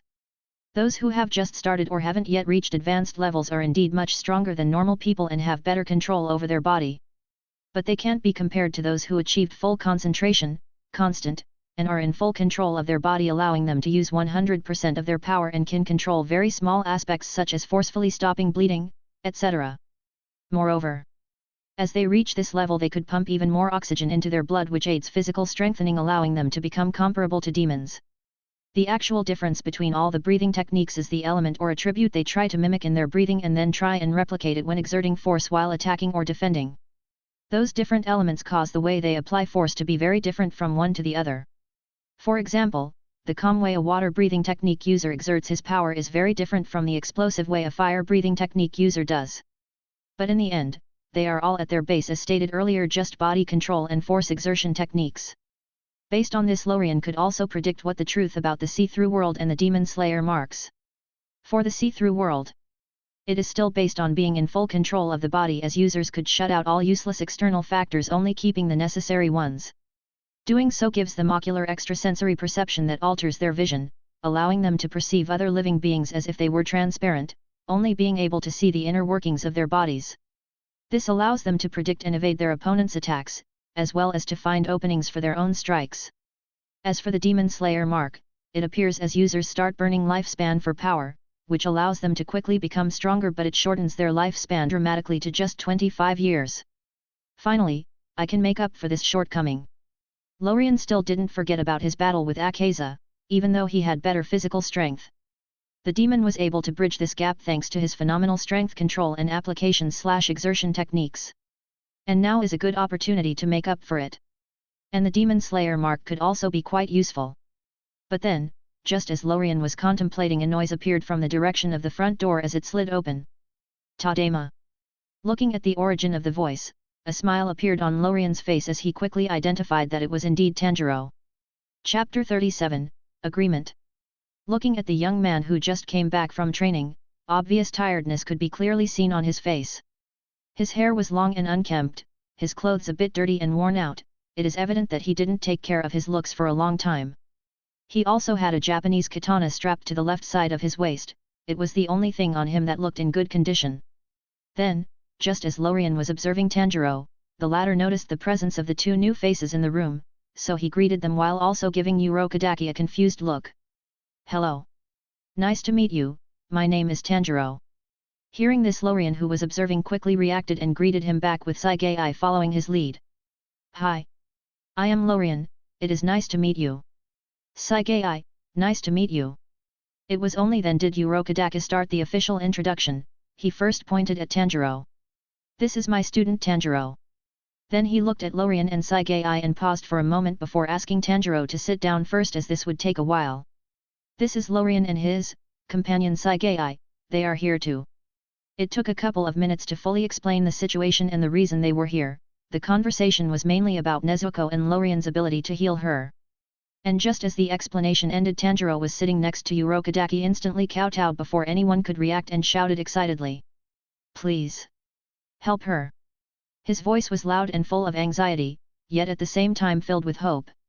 Quickly reacting, Lorien helped him up and responded, calm down, the fact that I am here means that I want to heal her.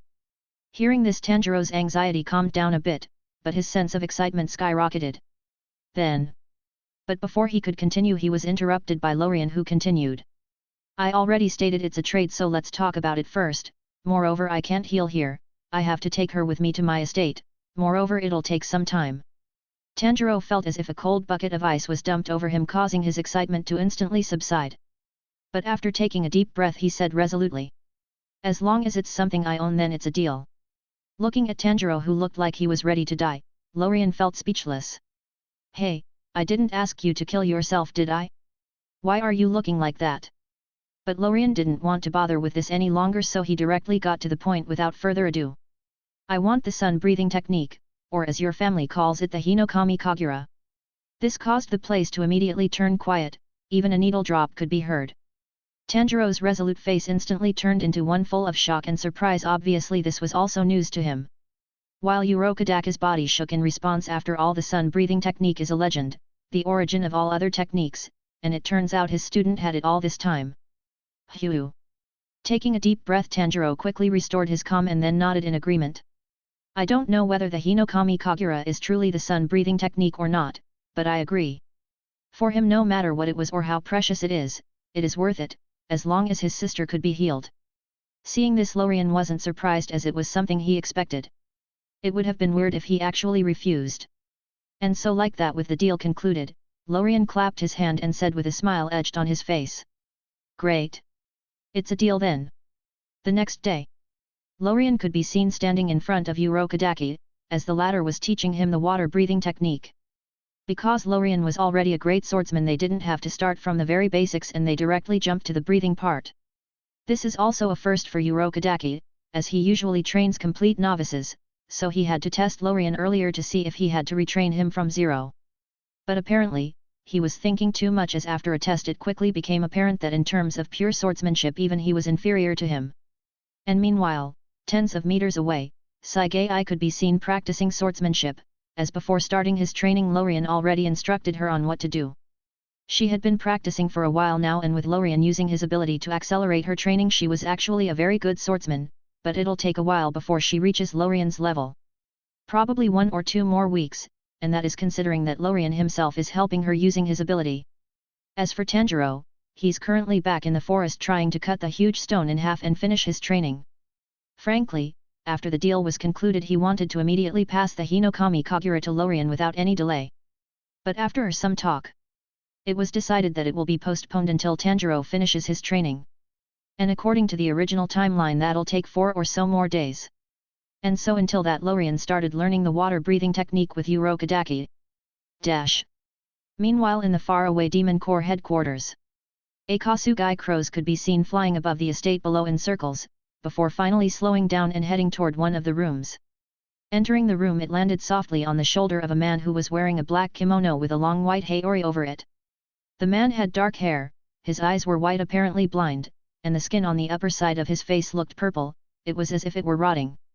After landing on his shoulder, the crow paused for a moment before it got close to his ear. Its beak just an inch away from it.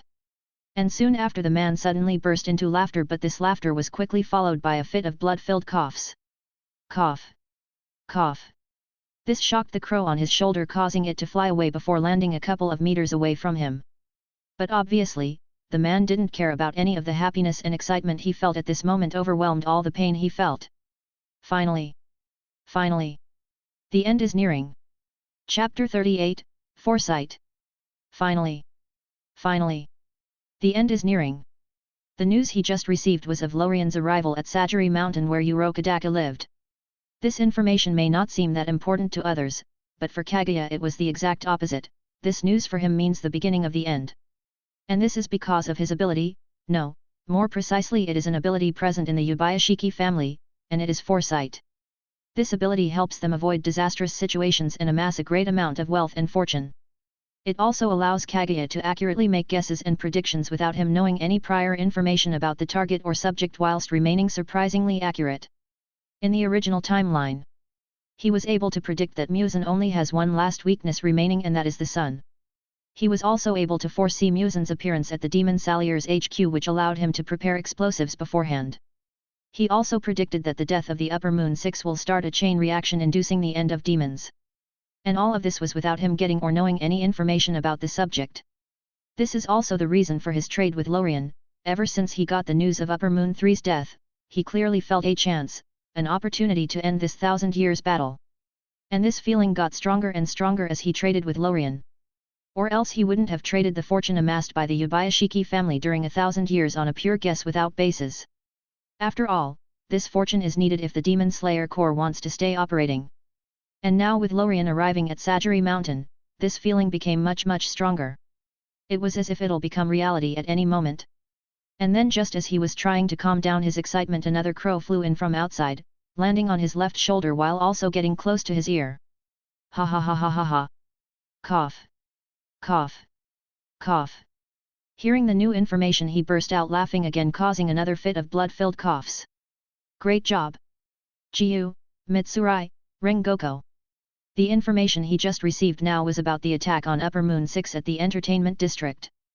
And this plan also went flawlessly, with Mitsurai successfully drawing her and her brother out, and then joining forces with the other two to quickly end the battle. Thanks to this and the fact that they tried to evacuate some people silently without disturbing the plan, there weren't many casualties and most were just inevitable injuries. Another Upper Moon dead. Ha ha ha. For hundreds of years, no Upper Moon has ever died, and now in the span of less than a year 2 Upper Moons perished. This is truly a great achievement worth celebrating. Cough. Cough. Kibutsuji Musen. We will defeat you without fail during our generation. And meanwhile, just as Kaguya was having one of the best days of his life.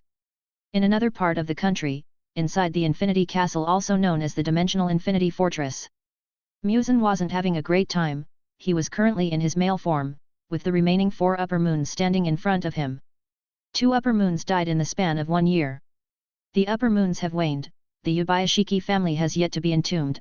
I don't know why you guys really exist anymore. And furthermore, why can't we find the blue spider lily after hundreds of years? Pausing for a moment, he continued. The demon slayers have gotten too comfortable, they need to be. Meanwhile, while all of this was happening, Lorien was still practicing swordsmanship with Urokodaki. To be fair, it was much easier than he previously expected. This was thanks to many factors. First of all, his innate talent improved by his awakening, transformation. Secondly, it was thanks to him cheating using his ability to accelerate his learning speed.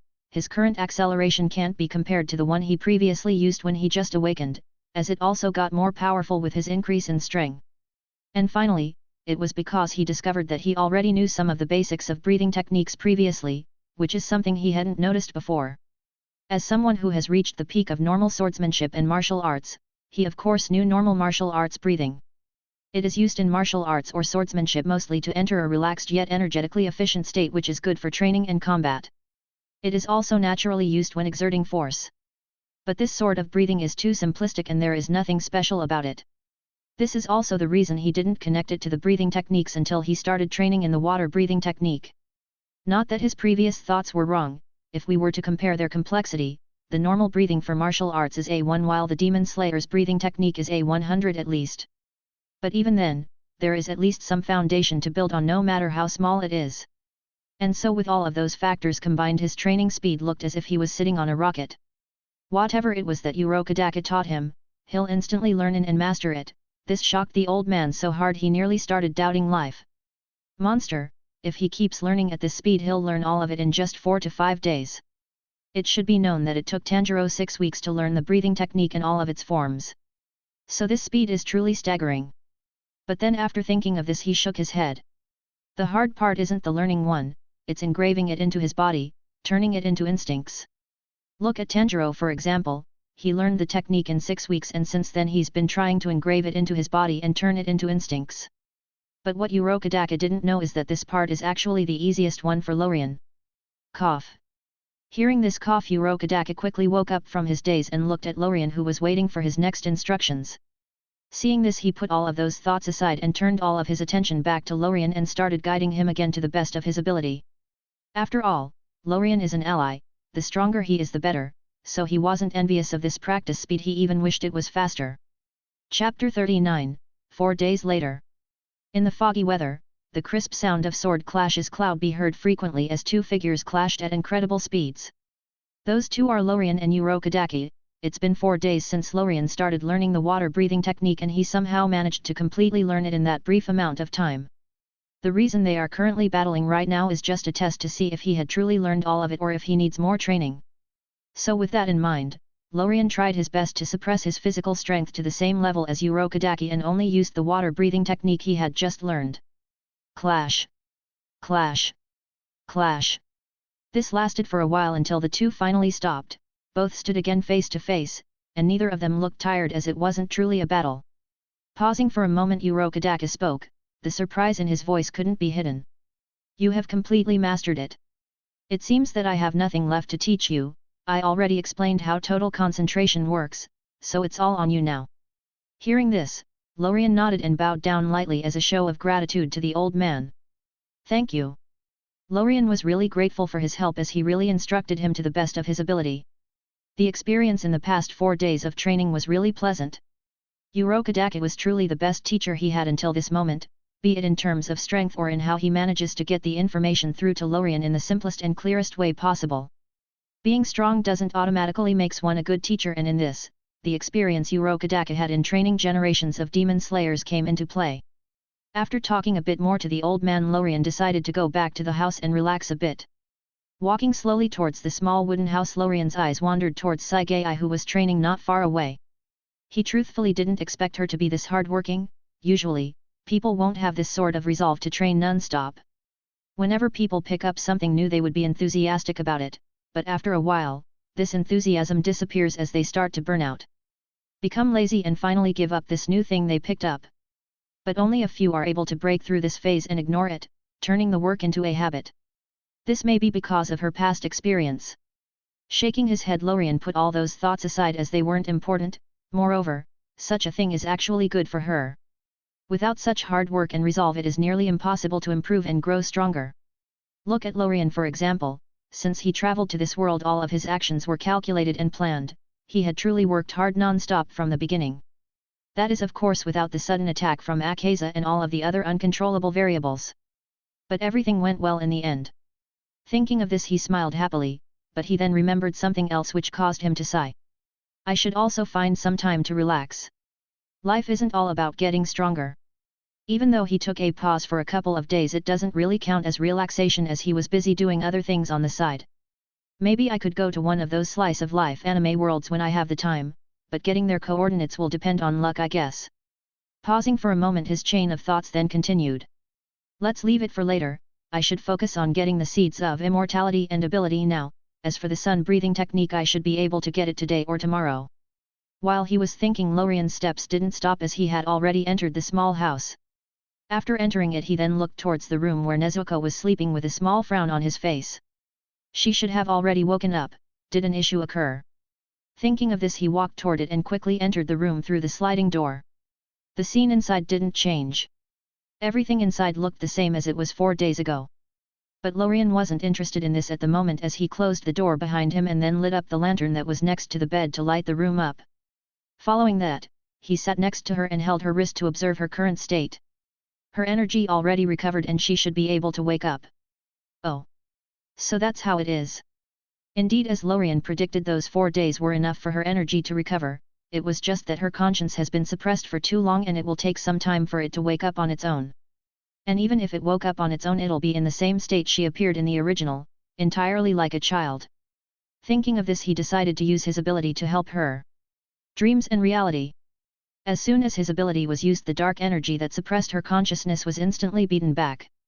And it didn't stop there, as her dormant consciousness started becoming more active. This should have been enough for her to wake up, but Lorien didn't stop there, as he decided to strengthen her consciousness. And that's because without his help, the dark energy would suppress it again. Even though it won't cause her to fall into a coma again, it'll affect her thoughts, so it's better to just strengthen it so that it could ignore its influence. With this in mind, he also started strengthening it, and it didn't take long for the result to become apparent as the weak consciousness started solidifying. After doing this for a while, Lorien quickly stopped when it judged that the level of strength should be enough to restore her sanity and keep it. After doing all of this, Lorien breathed a sigh of relief. Looking at the energy inside of his body, his mouth couldn't help but twitch. Strengthening people really takes a lot of energy. Well, she should wake up any moment now. Closing his eyes, Lorien decided to rest for a while as he waited. And she didn't make him wait for long, as 10 minutes later Lorien heard a soft groan coming from the bedding which caused him to instantly become alert. Chapter 40, Nezuko wakes up. Waking up, Nezuko felt disoriented. After such a long time of sleep and her normal consciousness being suppressed, this actually very light. After a moment of waking up, all the past memories instantly came back to her. It was as if dam water was being released. From the normal interaction before going to sleep with her family, to the appearance of the demon who tried to turn her family into demons with only her being a success while all of the other dying. Then there was the appearance of Tanjiro, her almost killing him, the demon slayer, and then finally the last battle with the demon before she finally fell unconscious because of the lack of energy. With all of those memories back, she started shaking as tears welled in her eyes, as she then started crying frantically. Sob. Sob. Looking at the girl crying in front of him, Lorien didn't know how to react. He wasn't used to seeing girls crying. But after thinking about, he decided to leave it be. At least she could release some of the pent-up emotions in her. Anyone would feel the same as her after having their family suddenly slaughtered and then being forcefully turned into a demon. And frankly, Lorien didn't have the cheeks to go to her and say something along the lines of everything is okay, cause it isn't. So this release of emotions is very important and necessary. Thinking of this, Lorien decided to just wait a bit until she calms down on her own. Sob. This later for approximately 15 minutes or so, only then did the noise quiet down. It appears that after crying for so long she was finally exhausted. Sniff. Sniff. Scratching her puffy eyes, she finally decided to look around. Looking at the small room lit by a lantern, she could guess that she was currently where her brother is training. She remembers the demon slayer who sent her brother in this direction to train. After looking to her left for a while, she then looked at the other side, but as soon as she turned she almost jumped away in shock. Ah! Someone was actually sitting next to her all this time without her sensing his presence.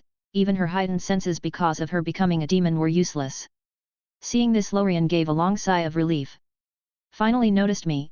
I thought I became transparent for a moment here.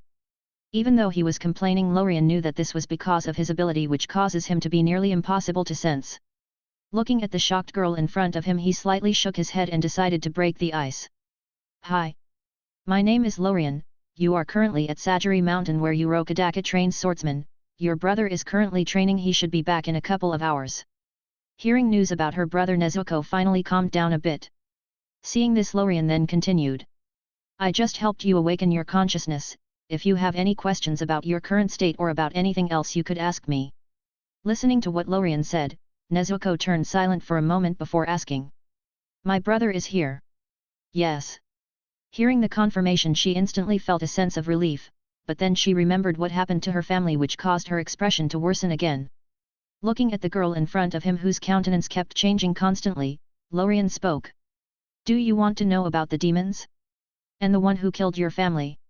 Hearing this, Nezuko nodded, her puffy eyes quickly returning to normal thanks to her regeneration. In a matter of seconds, no signs of her crying minutes ago were left. Let's start with. Meanwhile, just as Nezuko and Lorien were sitting in the room talking, Urokodaka and Tanjiro were standing in front of a boulder that looked like it was cut in half with a sharp weapon. After making sure that Lorien learned the water breathing technique, Urokodaka made his way toward where Tanjiro was practicing, and he made it just in time to see him cutting the huge boulder in half.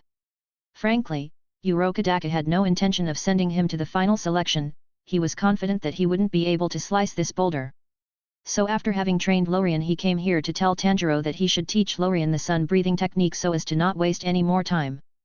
But, things never go as planned. Tanjiro. Hearing his name being called and the sound of footsteps coming from behind him, Tanjiro, who was still in a cutting posture, woke up from his daze. Master Urokodaka. Half an hour later, Lorien and Nezuko were still talking. The conversation was mostly her asking some questions about demons, her state, etc., and Lorien answering her. So can I return to normal? Hearing this question, Lorien paused, not knowing how to answer. She could indeed return to normal, but Lorien himself won't allow it as he needs her to keep her abilities, so he answered in a half-truthful manner. I am confident that I can turn you back into a human, but it may not be perfect. You may keep some of the powers gained as a demon. Seeing her turning silent, he continued in a comforting tone. But hey! After turning back into a human, you don't have to worry about eating human flesh and fearing the sun. You may also keep the immortality of a demon as a bonus. Just then as Lorien was about to continue talking, he heard a noise coming from the direction of the front door. He could sense 3 presences entering the house. They are of course Tanjiro, Urokodaki, and Saigei who had just finished her training. Sensing this he looked at Nezuko whose face was full of complex emotions and said, "Your brother is back." Hearing this the haze on her face was instantly swept away and was replaced by a look full of excitement. She nearly jumped from her place and ran outside to greet him, but thankfully Lorien stopped her in time. "Stop! Don't forget that you are still a demon, if you get in contact with the sun you'll die instantly." Hearing this she shrank back to her spot in trepidation. Looking at her, Lorien shook his head with a weary smile on his face as he shouted in the direction where he felt those 3 presences. "Hey! Come here!" Nezuko woke up. Hearing the shout coming from Nezuko's room, Tanjiro immediately ran towards it without a second thought. Opening the sliding door, Tanjiro's eyes instantly went wide when he saw Nezuko awake. Looking at the shocked Tanjiro, Nezuko couldn't help it anymore as she yelled, "Brother!" Hearing this, Tanjiro didn't care about anything else right now as he instantly ran towards her and hugged her tightly. "Sister!" Looking at them, a small smile appeared on Lorien's face as he stood up and walked towards the door, leaving them some space. By the time he reached the door, Urokodaki and Saigei also appeared there, curious as to what happened here. But looking at the 2 siblings hugging each other, they understood what had happened and also decided to keep silent. After watching for a while, Lorien suddenly felt someone softly hug him from the side. Looking down he saw Saigei resting her head on his chest and watching the reunion. Seeing this he shook his head smilingly as he extended his hand and hugged her waist. But it appears that this was too much for the lonely old man next to them, as after a couple of moments he finally spoke to them. "Let's leave them alone for a while, let's talk outside." Chapter 41, Kagura Dance in Dreams. Sitting outside the room, the group of 3 waited patiently for the 2 siblings inside to finish talking. And meanwhile, they started talking. The first to speak was Urokodaki, who inquired, "Did you wake her up?" "Yes, I did. She had already restored the energy she consumed on her own. All I did was wake up her consciousness and help her stay clear-minded and restore her human memories." "I see." Understanding the situation, Urokodaki nodded slightly. After seeing many miracles from Lorien, he doesn't get surprised easily anymore. Then after a pause, he continued, "Tanjiro has finished his training, so he should give you the sun-breathing technique." After saying this, Urokodaki suddenly paused as he remembered that the final selection is drawing near. If Tanjiro still wants to join, he has to leave tomorrow. It's just that he had already promised Lorien, so he may not make it in time and he'll be forced to wait till next year. Thinking of this, Urokodaki heaved a sigh of relief. This may be for the best. Not knowing what Urokodaki was thinking, Lorien smiled happily as he could finally leave this place and return to his house. Moreover, as he's been away for so long, the Tree of Dreams should have accumulated a lot of energy. Thinking of this, Lorien couldn't hide his excitement as he responded, "Great." The next day, Lorien could be seen standing a couple of meters away from Tanjiro, who was demonstrating the Kagura dance. Last night, Lorien and Tanjiro spoke, and it was decided that Tanjiro will be missing this year's selection exam. Unless of course Lorien miraculously learns the Kagura dance in one single day, which will allow Tanjiro to make it to the final selection just in the nick of time. But no one really thought that was possible. This choice was made because Lorien wasn't willing to wait anymore. Moreover, he didn't want to risk Tanjiro dying at the final selection there before teaching him the breathing style. Even though he survived it in the original timeline, Lorien didn't forget that this was a real world and unexpected things could happen. A butterfly flapping its wings in Africa can cause a hurricane in Florida. If he wants to die, he should do it after teaching me the technique. That's how Lorien's thought process basically went. Then, after settling that, they talked about Nezuko, and it was also decided that she would follow him after he finishes his training with Tanjiro. As for Tanjiro, after learning that he knew the sun-breathing technique, it was decided that he'll be sent to the Demon Slayer HQ for further training. Even though he wanted to stay with his sister, Lorien refused, using some random excuses, as he didn't want any more intruding into his personal zone, which is his home. Lorien has been watching Tanjiro demonstrate the Kagura dance for a while now. The latter would pause from time to time and try to explain the breathing patterns and the movements as best as he could. But after so long, Lorien came to a conclusion. He's bad at teaching. Even though Tanjiro being an abhorrent teacher was a problem, that wasn't the only issue. Because the sun-breathing technique causes a lot of burden to Tanjiro, making him unable to demonstrate it perfectly, which causes a lot of errors.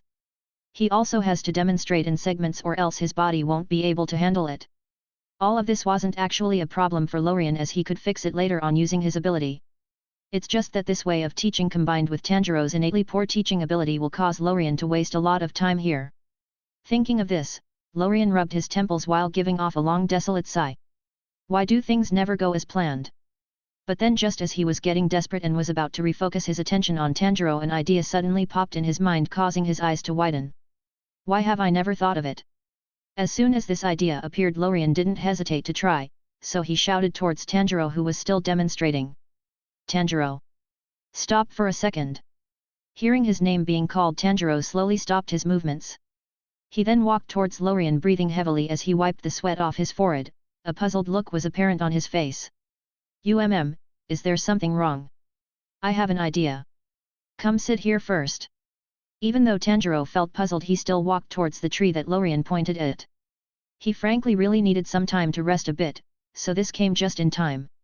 Sitting down in the shade, Tanjiro then looked again at Lorien, still confused at what he wanted to do. Seeing Tanjiro sit down, Lorien nodded slightly and then walked toward him and then put his hand on his shoulder. Dream/reality, sleep. As soon as Lorien used his ability, a wave of fatigue attacked Tanjiro, and before he could react he instantly fell asleep. Seeing this, Lorien didn't stop as he then used his ability again. Dreams, traveling dreams. When Lorien activated this ability, his body slowly started becoming transparent, and before long he disappeared from his position as if he was never there. Lorien was currently in Tanjiro's dream. After entering it, he started using his ability to manipulate everything around. The white space quickly started receding as it was then replaced with a forest that looked very similar to where Lorien and Tanjiro were practicing. After doing all of this, he then snapped his finger, causing Tanjiro to appear in front of him. Suddenly appearing here, Tanjiro looked very confused and apprehensive. Wasn't I just sitting under the tree? How did I appear here? In this dream, Lorien could clearly tell what Tanjiro is thinking, so took the initiative to explain. We are in your dreams, this is one of my abilities. My dream? Yes, try using the sun breathing technique here. Even though all of this was weird, Tanjiro still started demonstrating after a moment of hesitation. He had already seen a lot of weird stuff, so he could at least quickly calm down. But after he started using the Kagura dance, he was soon surprised. He quickly noticed that using it here doesn't consume any physical energy and doesn't cause any burden. Moreover, he could perfectly demonstrate as it is in his mind with no errors. But Tanjiro wasn't the only one surprised. Lorien also felt shocked. With him in control of this dream, he could feel in detail everything Tanjiro does, all his movements, breathing patterns, etc. in detail. Moreover, it isn't just that, because this is a dream, the concept of time is very chaotic. So with Lorien manipulating it on purpose, even if they were to train here for years, only a single moment would pass outside. And it's not just that. Dream manipulation does consume much energy, so there isn't any burden to speak of. Discovering all of this, Lorien felt like he had wasted months of his time. He really wanted to cry right now. Why haven't I used this before? But he then quickly put all of this aside as he focused his attention on Tanjiro again. It seems that I am yet to discover the full extent of my abilities. Chapter 42, Leaving. Half a day later, inside of Tanjiro's dream. By now Lorien had already finished learning the sun breathing technique in all of its forms. It wasn't the perfect version, as Tanjiro himself didn't have it at the moment, but it was enough for now, as later on, he'll perfect it and then make a custom one for himself. And now, all he needs to do now is just practice it, and that's what he's been doing for the past couple of hours. As for Tanjiro, he is still currently using the Kagura dance over and over again, as this is also a rare opportunity for him which will help him greatly in the future when he tries using it in real life. And that wasn't all that Lorien was doing all this time. Besides training, he took some time to test this new ability to see what other benefits it may have and if there are any drawbacks. And he did indeed discover some flaws. If one were to train here, after waking up he'd only receive the memories and experience. But sadly he won't receive any of the physical gains that come from training. This includes the normal physical strengthening that accompanies the training and even muscle memories. But thankfully this only applies to other people. As for Lorien, when he returns to reality he won't lose anything, even the physical improvement will be preserved. This is mainly because of the different ways Lorien and other people enter dreams. Lorien enters dreams in his entirety, body and soul. That's also the reason why every time he enters dreams he disappears from reality. But other people aren't the same. When they enter a dream, only a projection appears there. This projection is very mysterious and causally related to his body and soul outside. Lorien could even kill people in reality by killing this projection in dreams, that's how much this projection is related to their real body. But even then, they can't receive the physical benefits gained by training in dreams, as they haven't truly entered it. Unless of course, Lorien spends source energy to help them turn it into reality. Doing so will make them gain everything they should have got while training without losing anything. But the more physical change there is, the more energy he has to spend. And in the case of their current training, for example, the energy he has to spend to turn the physical experience and muscle memories Tangito got while practicing the sun breathing technique is minimal. But if he were to accelerate the time here and practice for years, the energy required to turn all of that physical growth and experience into reality would be huge. But it'll probably be worth it. Discovering this, Lorien shook his head bitterly as he quickly crossed some ideas that had just appeared in his mind. As usual, no way to cheat. But Lorien wasn't truly bothered by this much, as it was something he had already expected. Not to mention that this limit is only for other people, and it doesn't include himself. All in all, this newly discovered ability is infinitely very useful. And now it's been a couple of hours since Lorien began practicing the breathing technique, and only now did he finally stop, as he had finally mastered it. Practicing in dreams is really much easier than in reality, even the learning acceleration is considerably better here. Finishing his practice, Lorien turned his attention to Tanjiro, who had already found a tree to rest under. Even though practicing here doesn't cost any physical energy, all this practice still consumes mental power. So after practicing for so long, both of Tanjiro felt a bit tired mentally. Walking towards him, Lorien spoke. So you are going to participate in the final selection? Yes. I want to find the demon who killed my family. Seeing his resolute and stubborn look, Lorien knew that nothing could change his mind, but he still decided to give him some advice. You are too weak now. With your current strength you'll die miserably if you meet even a lower moon, and even demons weaker that it may kill you. Pausing for a moment, he then continued. The final selection shouldn't be much of an issue for you, but following that you should go to the Demon Slayer HQ to practice the sun breathing technique, or else you'll easily die somewhere. After taking Nezuko with him, Lorien really doubts whether Tanjiro could really survive on his own. In the original timeline she saved his life more than once, and now without her, he may die miserably. But Lorien had already warned him more than once. If he still keeps being stubborn and decides to still rush forward and die somewhere, then it's none of his business. After all, he isn't his babysitter. The only reason he advised him is because he had a good impression of him. So after saying this, he didn't leave any time for Tanjiro to respond, and he snapped his fingers while saying, "Let's go back to reality." Snap. Following the snap, the dream where they were practicing crashed and transformed into energy, which was immediately absorbed by Lorien. It's still food no matter how small it is. In the real world, Lorien started materializing slowly from nothingness in front of where Tanjiro was currently asleep. Even though they stayed for 12 hours or so in the dream, only a moment passed in reality. Following his materialization, Lorien used his ability to help turn all the physical experience Tanjiro got while in the dream into reality, as it didn't cost him much energy anyways. Ugh. Just as he did this, Tanjiro, who was asleep, slowly woke up, feeling a bit disoriented. But this only lasted for a moment before he stood up and quickly said goodbye as he ran towards the house to inform Urokodaki of his participation in the final selection. He has to be quick if he wants to make it in time. Seeing this, Lorien also walked slowly toward where Saigei is currently training to notify her about their departure. We should leave tomorrow. A lot of energy should have been accumulated. Chapter 43, Back Home. 3 days later, at the entrance of Yum Town. A young man and woman could be seen entering the town on foot. They were Lorien and Saigei. But different from how they left this town, they weren't alone this time, as inside the box that Lorien carried on his back was Nezuko, who controlled her size to fit inside of it. Thanks to this box, even with the addition of this new member who feared the sun, the journey back didn't take them longer than it did on their way there. It was approximately the 3 days. As soon as he entered the town, Lorien could clearly feel the roots of the Tree of Dreams under his feet. They were extending in all directions, not leaving any place not covered. It seems that this town is fully covered now. And that wasn't all, as with his connection to the tree he could feel some roots extending outwards in the direction of different towns to connect with the trees there and create a network. Speaking of different towns, every town he passed through on his journey back, surprisingly had a Tree of Dreams planted in it. This immensely surprised Lorien, as he couldn't help but exclaim at the efficiency of those demon slayers.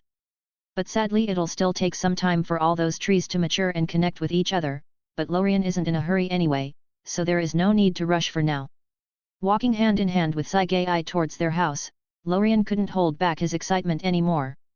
After 12 days of accumulation and having fully covered the totality of the town, God knows how much energy is actually stored in the tree now waiting for him to harvest.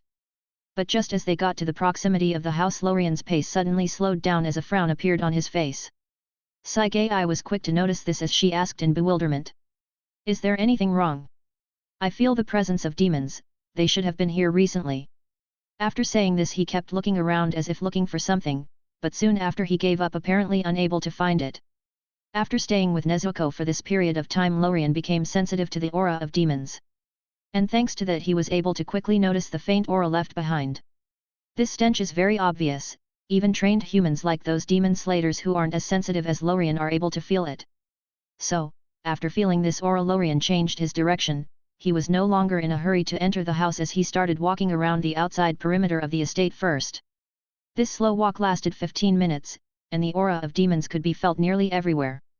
Discovering this, Lorien's mood plummeted. He didn't like people or things intruding into his territory without permission. If it wasn't for the aura being so faint, he would have tracked the demon and then gave him a first-class ticket to hell. It should have been here yesterday night, otherwise the aura would have disappeared before I got here, but why was it here? Just luck, or was it something else? After thinking about it for a couple more moments, he finally gave up as there was no point in pondering about it any longer. After determining this, he gave off a long sigh and entered the estate with Sagai in tows. Entering the huge house, the first thing Lorien did was look if there is any demonic aura present, but after looking around for a while nothing was found. So it just walked around outside and then left. Was it monitoring this place? This was getting more and more puzzling, and the lack of information made it hard to make a judgment of the situation. But unknown to Lorien, he actually got it right. The demon was indeed monitoring this place. This was an order from Musen as he started gathering information about those who killed the upper moon demons, getting ready to retaliate. If Lorien knew this, he would have had a headache as he didn't want to confront Musen at the moment. It wasn't because he was afraid of him, with his current strength he could easily kill him. It's just that by killing him it'll end all other demons, and the current Nezuko was of course included in this list as her curse wasn't broken yet. So if he were to do this, his plans will come crashing down quite quickly. So, before turning Nezuko back into a human with immortality and special abilities, or at the very least breaking her connection with Musen, Lorien doesn't want to go anywhere near Michael Jackson.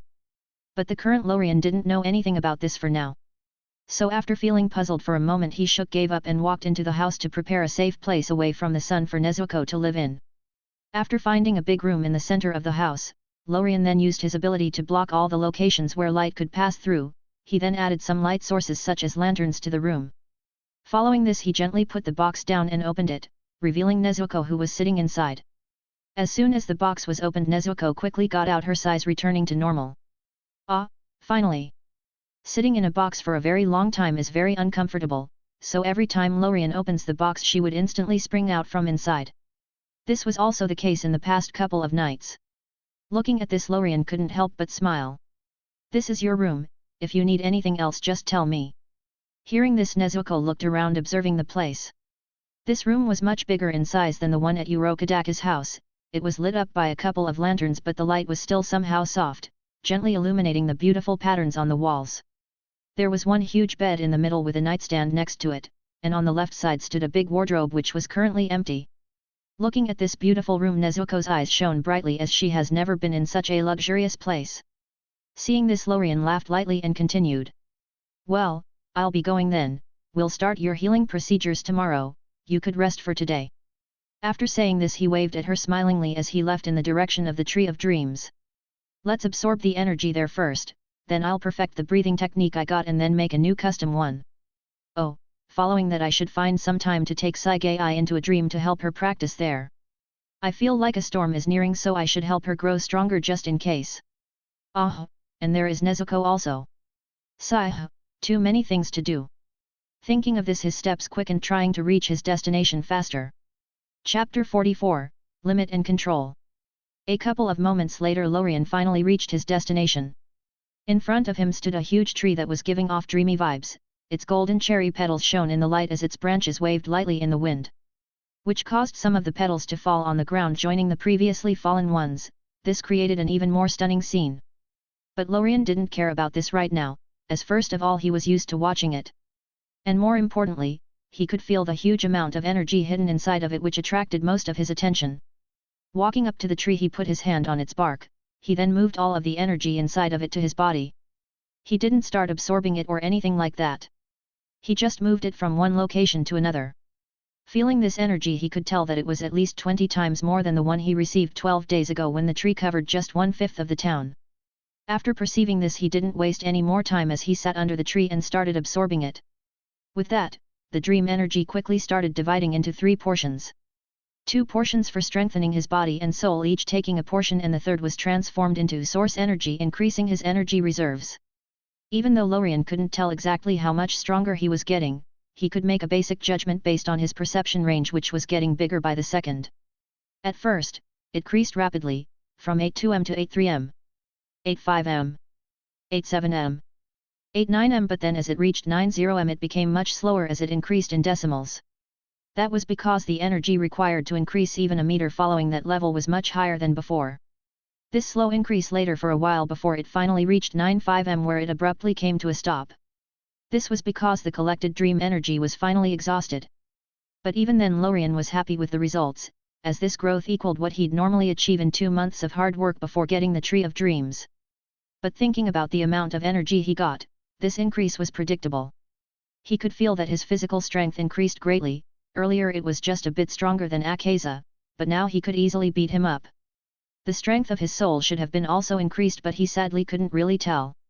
And finally, it was the thing that was clearest. The amount of source energy inside of his body nearly doubled which allows him to use his ability much more freely. Sensing the amount of energy inside of his body Lorien couldn't help but think. I should be able to perfect the breathing technique in one go, and if it isn't possible I'll make it in 2. But with this improvement, Lorien also felt one more thing, and that was the limit to how much he could absorb at once.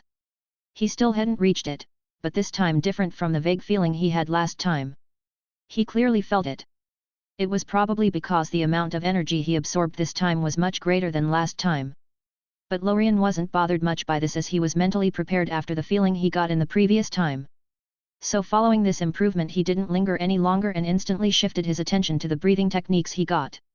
Previously he wanted to first get all the breathing techniques that the Demon Slayer Corps had. But after getting both the water and sun breathing techniques he changed his mind as he discovered that the water breathing technique was actually much less complex than the sun breathing technique. It looked like a downgraded version of it in the control part with changes in the energy exertion part. And from what he saw in the original timeline Lorien could tell that all the other ones were similar with just the power exertion part being different as each technique copied a different element. So after discovering this he lost interest in collecting them. Even though doing so will make the energy required to customize his own technique bigger. The difference in the amount wasn't worth the hassle. So he decided to just throw energy at it as the results wouldn't change anyway. All those techniques were there just to reduce the energy spent and it wouldn't affect the final results he'd get from using his ability to create one for himself. So with this decision, Lorien kept sitting under the tree as he executed his ability. Dream/reality, perfect and customize breathing technique. With his ability acting the breathing technique in his mind started getting modified. All breathing techniques can be divided into 2 portions, a control portion and a power exertion portion. The first thing to be changed was the control part. The breathing patterns were getting modified at incredible speeds.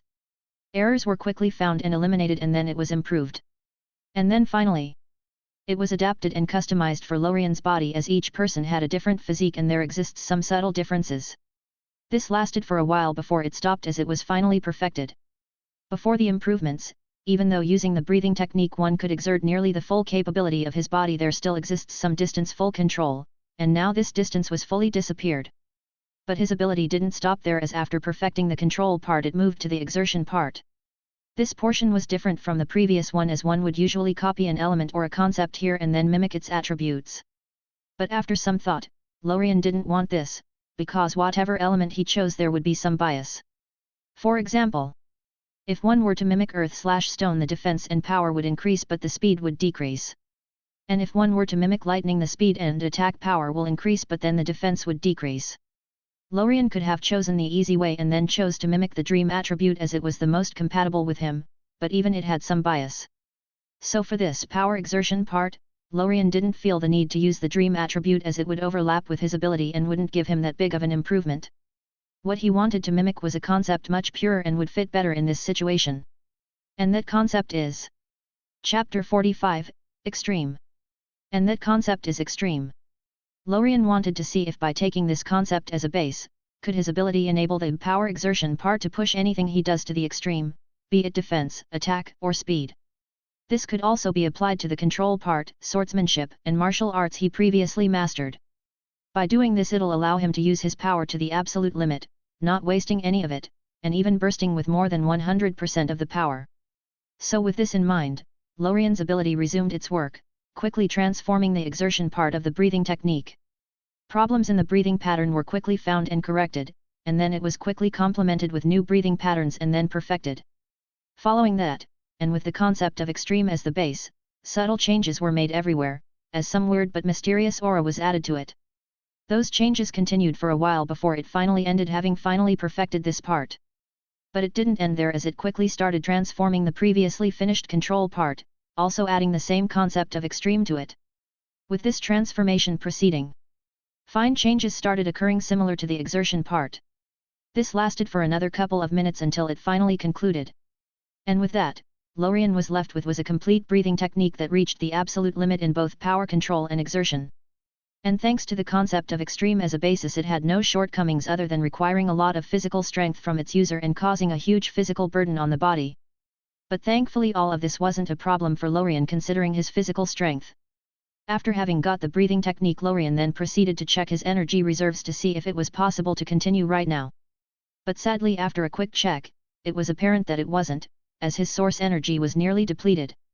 This wasn't because of creating the breathing technique, as the sun breathing technique provided enough information, causing the energy cost to significantly get reduced. Most of the energy was actually spent on deducting the concept of extreme and merging it into the technique. Frankly, Lorien didn't expect it to be completed at once, he was prepared to do this multiple times. But it seems that with the increase in his personal strength, the energy cost for realizing things also goes down. Looking at this new technique that just appeared in his mind, Lorien held back the urge to try it as his work wasn't done yet. What he needs to do now is merge this breathing technique with his swordsmanship and martial arts while also adding this concept to them. Then he needs to transform all of this into an instinct. But even with all of this planned and ready for execution, Lorien isn't able to do it right now, as he needs some time to recover some energy. So he decided to sleep off the waiting time, as it won't take that long anyway with his recovery speed. Moreover, he's been tired from all the travel he did, so a good nap right now would be greatly appreciated. Standing up from under the tree, he walked towards the house and then towards his bedroom. Yawn. Hours later, Lorien woke up feeling refreshed. All the mental fatigue he previously had was swept away. Stretching lazily, a small groan exited his mouth. Nothing better than sleep. After fully enjoying the first couple of moments after waking up, Lorien checked his source energy reserves, and as expected it was indeed fully restored. Seeing this, he didn't even bother to change position as he laid back on the bed and started using his power. Dream/reality, merge and perfect. And then with it working its magic, all of the information in his mind about martial arts, swordsmanship, and the extreme breathing technique started merging with the concept of extreme as the core. With them merging, some moves, breathing patterns, etc. were discarded while others were quickly added. This lasted a full 20 minutes until it finally stopped. All the separate information disappeared, leaving only one seamless bulk of information. This information contained martial arts, swordsmanship, power control, and energy exertion. And what they all had in common was this newly added extreme concept. This helped push the previously perfect swordsmanship and martial arts to a whole new level, officially reaching the extraordinary level in the martial path. But this wasn't the end, as there was one last step before Lorien finishes his job, and that is to turn everything he just got into instinct. So, after making sure that his energy reserves should be enough, he started without further ado. Dream/reality, turn into instincts. With his ability resuming its work, this new knowledge started getting engraved into his being, slowly transforming into instinct. His normal, somewhat chaotic breathing pattern was rapidly changing into that of the extreme breathing techniques. New information and muscle memories about physical power control and exertion started appearing and got engraved into his being, enabling him to master it as if he had practiced it himself for decades. The previously engraved knowledge and instinct about swordsmanship and martial arts were rapidly getting modified and updated. The previous moves were subtly changed and improved while also adding some other things to it which was mystery. This lasted for half an hour before it finally ended with this new knowledge having got fully engraved into him, turning into instinct. And as soon as it did, Lorien opened his previously closed eyes. Doing so, Lorien quickly noticed something strange. His perception actually changed, everything around felt like it was in slow motion.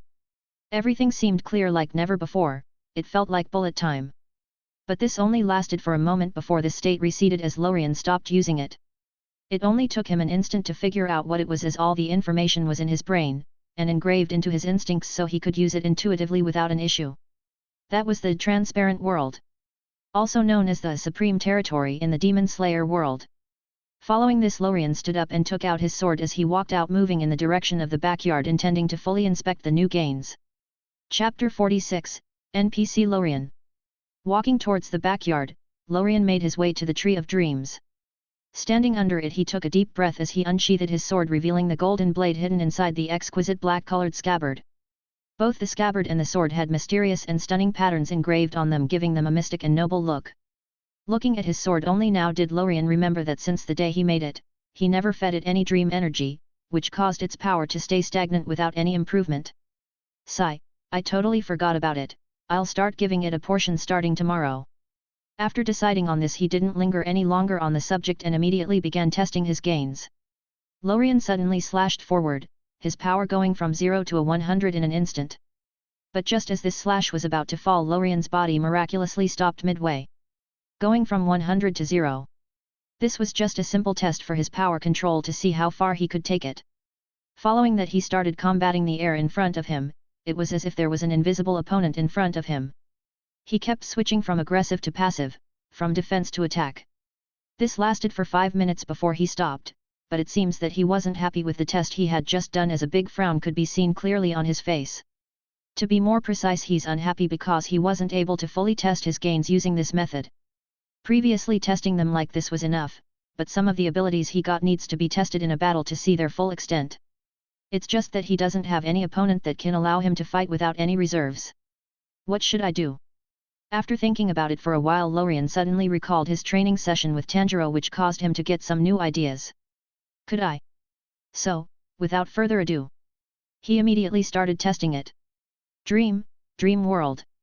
As soon as it was used, Lorien disappeared from reality, and appeared in a dream world he had just constructed. Following that, with a thought, another silhouette appeared in front of him. This silhouette looked just like him, it was a complete copy of him, from the outer look that is. Looking at the figure in front of him, Lorien felt a bit weird. It was the first time he had ever felt weird looking at himself. But he quickly put those feelings behind him and focused his attention on the issue at hand. Now inside this dream too, Lorien could be seen standing face to face. The only difference between them is that one of them looked emotionless with his cold eyes lacking spirit. The reason he made this NPC copy is to fight it, as it has the exact same abilities as Lorien himself, be it in terms of swordsmanship, martial arts, or physical strength. Except of course for the ability to manipulate dreams and reality. So it's the optimal sparring partner for him to improve his battle experience, as he can't use his physical strength and higher level skills to overwhelm the opponent as he usually does. Lorien actually thought about making other people to fight them, such as for example Scathatch, who would be a great sparring partner and teacher. But he quickly gave up, as even if he was able to copy their outer look, the NPC he makes won't possess any of the skills their true body has. That is, unless Lorien spends a lot of energy deducing their skills and then giving them to the NPC. But doing so is a complete waste of energy, and because of this he finally settled on just making a copy of himself. And with that, he didn't waste any more time as he unsheathed his sword and launched toward the copy, slashing down at an incredible speed. But this attack was easily blocked by the copy, who quickly parried it to the side and then counter-attacked. Swish! Clash! Clash! The two figures clashed at great speeds, both showing incredible swordsmanship. The battle seemed quite balanced, with no one getting the edge over the other side. But after exchanging a couple more blows, the happy look on Lorien's face started receding as it got replaced by a frown. The copy isn't as good as I expected it to be, it has no battle experience and it just applies the techniques mechanically. It feels like I am fighting a computer-controlled bot. Finding this out, Lorien jumped back, stopping the battle. He then dissolved the NPC that was in front of him.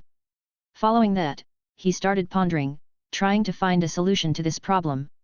It took him a couple more minutes to come up with a new idea. So he materialized the NPC again. But this time he didn't allow it to control itself, as it would just act like a computer bot again. This time he wants to let his own ability control the NPC so that every time they clashed, Lorien's power would deduce the best possible ways to fight back. Lorien could control how perfect this counterattack would be by deciding how much energy he spends. The more energy he consumes, the more experienced his opponent becomes. By spending a very small amount of energy, the opponent's response may correspond to that of someone who has a month-long battle experience. And if, for example, he spends all of his energy, his opponent may have the battle experience of someone who fought on the battlefield for thousands of years. Of course, all of this is currently just guesswork and is yet to be tested. So with that, Lorien then spent a medium amount of energy, which should make the NPC in front of him fight like someone who's been in battle constantly for decades. Lorien was really curious, as he wanted to see the difference between him and someone who has a lot of battle experience. Especially that they are equal in all other aspects, which will make the importance of this aspect clearer. So without wasting any more time, Lorien attacked first, trying to gain an advantage. But just as Lorien's sword arrived, something unexpected happened. Clong. The NPC raised his sword at the last moment, accurately blocking this attack. Moreover, it redirected all the force from the attack into the ground, completely nullifying it, which caused Lorien to feel like he had just hit a pillow. Sensing this, Lorien instantly knew that his idea worked, but even then he didn't immediately stop the battle, as he still wanted to, so if he could beat it. Chapter 47, Lost. With their swords still in a deadlock, the NPC was the first to act, pushing Lorien back and taking the initiative to counterattack. Lorien took advantage of this and used the force from the push to launch himself back, gaining some distance. He then immediately activated the transparent world he had just gained earlier, wanting to test it. And as soon as he did, Lorien's vision transformed, everything slowed down considerably, and the NPC in front of him became transparent. He could now see the inner workings of NPC's body, his muscles contracting, blood flowing, his breathing, and his joints moving. Looking at this, Lorien felt repulsive. This is the first time he used it on another being, and what he's seeing now isn't really a pleasant scene. But the NPC/projection didn't give him any time to adapt, quickly bolting towards him and slashing down incredibly fast. Swish! This happened so quickly that Lorien barely had the time to raise his sword and block this incoming blow. Clong! Blocking this attack, Lorien parried it to the side and struck back with a blow of his own, which was also blocked. Clang! Clash! Clash! The two figures quickly disappeared from their spot. Only the vague flashing shadows and the sound of sword clashes resounded in this place. The battle quickly heated up, with the NPC quickly gaining the upper hand. But as the fight continued, Lorien was slowly getting used to this fast-paced battle and started trying to push back. The more he fought, the more proficient he became in using his different skills, of which is the transparent world. He is now able to predict the projection's movements by observing the inner workings of its body. Thanks to this, he started slowly gaining ground, as he could now anticipate the direction of the upcoming attacks and then have time to defend and counterattack. Clang! Clang! The more they fought, the more the battle became balanced, as none seemed to be able to overwhelm the other side and give a finishing blow. Swish! But then, just as they were clashing, the NPC's speed suddenly increased a bit, pushing Lorien back and then quickly attacking from an angle. But thanks to the transparent world, Lorien was able to quickly react and defend. But just as their blades were about to collide, the NPC abruptly stopped its attack just a couple of inches away. This happened so quickly that Lorien wasn't able to respond. Even with the transparent world, he didn't notice any prior muscle or joint movements that would indicate such an action happening. It all happened instantly. The attack paused in an instant, as NPC's body came to a complete halt, nearly defying the laws of physics. Then, following this abrupt stop, it exploded with greater speed and strength than earlier, quickly changing the direction of the attack mid-swing, showcasing the perfect use of the concept of extreme in control and attack. This completely disoriented Lorien, as in his vision there were no signs of such movements at all. The body that had just abruptly paused exploded again with greater power and speed. It was a complete from 0 to a 100 action, leaving no time for Lorien to prepare. Swish! Asterisk splash! Asterisk! The attack instantly hit its target. A huge wound emerged on Lorien's chest, causing blood to slash everywhere. Only then did Lorien finally register what happened, as he looked down at the wound on his body and then at the indifferent-looking NPC. Ha ha ha ha! With the projection and the wound on his chest disappearing slowly as if they were never there, Lorien suddenly burst out laughing as he fell back on his back looking at the sky. So that's how it is. I actually fell for something like this. Ha ha ha ha ha. Recalling the details of the fight, Lorien quickly noticed something he didn't pay attention to while in the heat of battle. He had actually forgotten that the NPC could also use the transparent world, and because of its convenience in battle, Lorien also relied too much on it. And the NPC also noticed this and created a trap for him. The NPC could have used its phenomenal control over its body and not allow Lorien to predict its movement by simply going from 0 to 100 in every movement it does. The transparent world predicts the opponent's movements based on the inner workings of their bodies. A muscle or joint tensing or moving in a certain way represents a future movement in a certain direction, so by observing this a prediction could be made. But if the muscle tenses instantly at the moment of the movement, it won't give any time for the opponent to predict anything.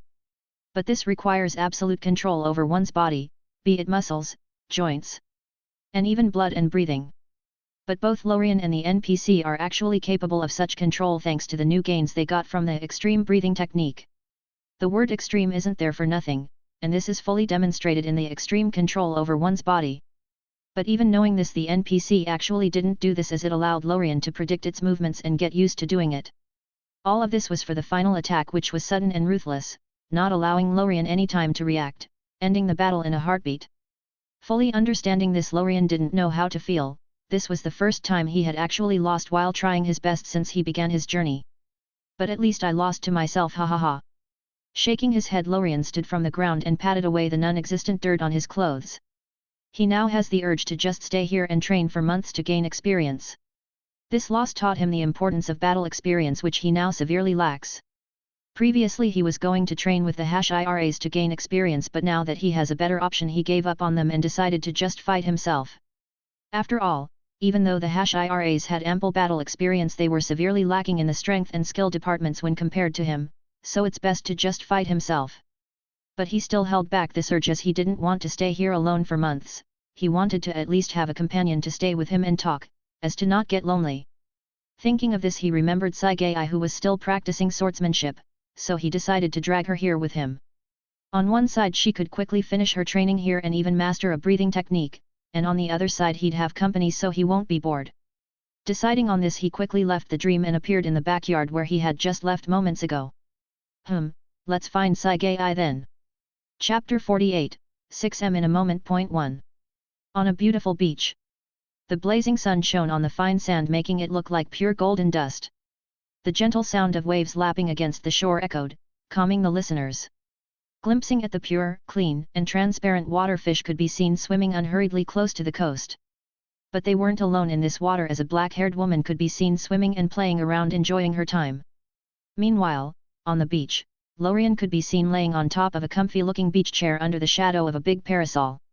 To his left, there was another empty beach chair, which is Saigai's, who is currently swimming. And between those two chairs, there is a table with some beverages, fruits, and modern snacks on top of it. Today is the last day of their stay in this dream, so they decided to enjoy themselves to the fullest. This dream is in its essence an elusive world close to reality. So all that happens here feels no different from the real world. There is no such feeling as it being fake or not feeling real enough. Quite the opposite, because it's a dream, the experience is much more perfect than it could ever be in reality, as Lorien could fine-tune whatever he wants here. This new use of the dream world was discovered by Lorien during the past 6 months, as after a long time of training both he and Sagai needed to find a way to relax. So he tried to transform this dream into different sceneries and locations to travel to. And it went surprisingly great, as even if he didn't know the details of the location he wants to create, well, he could simply spend some source energy to perfect it. So, since then a new activity was added to the schedule, and that is going on dates once in a while. In this 6 months period, they almost tried nearly everything Lorien could think of. From going to the Eiffel Tower, and the pyramids. Going to different restaurants and eating different foods to even skydiving and bungee jumping. Moreover, like on the beach with the fishes, the dream could easily create other creatures such as humans. And by spending some energy they could even communicate and act like normal humans. So even this last factor wasn't an issue and didn't cause the experience to be affected whatsoever. Of course, all of this was just secondary, and it was done mainly to relax and improve their relationship. And so, they didn't get distracted and forget the main reason they were here in the first place, and that was training. For Lorien, those 6 months went almost according to plan. Every day he would fight those NPCs in order to improve his fighting experience and get to know how to better use his abilities better. And then after each time he beats an NPC, he would increase the energy spent, which will also proportionally increase the level of the NPC's fighting experience. In the beginning, Lorien started with 10% of his energy and then started increasing it by 5/10/15%. That is until he reached the 80% mark. And that is when he decided to just full send it to 100%. At first, it wasn't that difficult, it usually took him around 1 week give or take to beat each NPC. It mostly depended on how much he increased the NPC's fighting experience compared to the previous one. But the more he got to the back, the harder and harder it became, especially the last one where Lorien spent his full energy to make the NPC. This final boss took him a full month to beat, which was absurd considering how long it usually took him to beat the other NPCs. Actually, if it was to just tie against that last NPC, Lorien achieved it in 2 weeks. But he just couldn't beat it, and that was because of the shameless technique that the NPC had developed. It wasn't a new ability or technique per se, it's just another use of extreme control and exertion. This technique that the NPC used is very straightforward, and that is to condense everything it had, power, stamina, etc., and then employ it in a short time.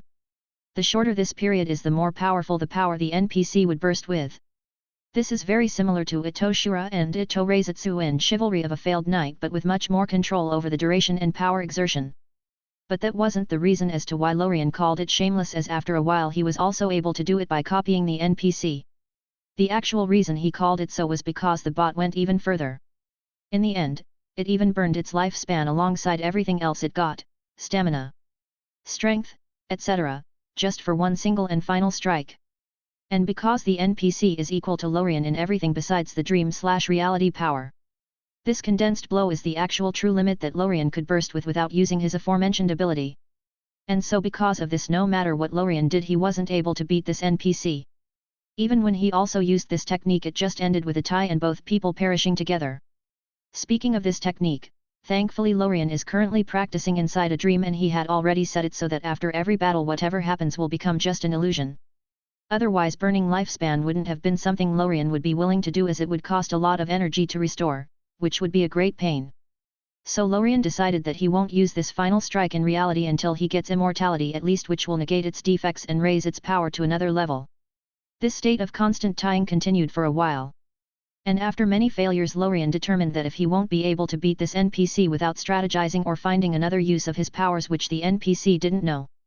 So he went on a short journey to find this solution. He even used his dream/reality power to cheat a bit to help him deduce and analyze.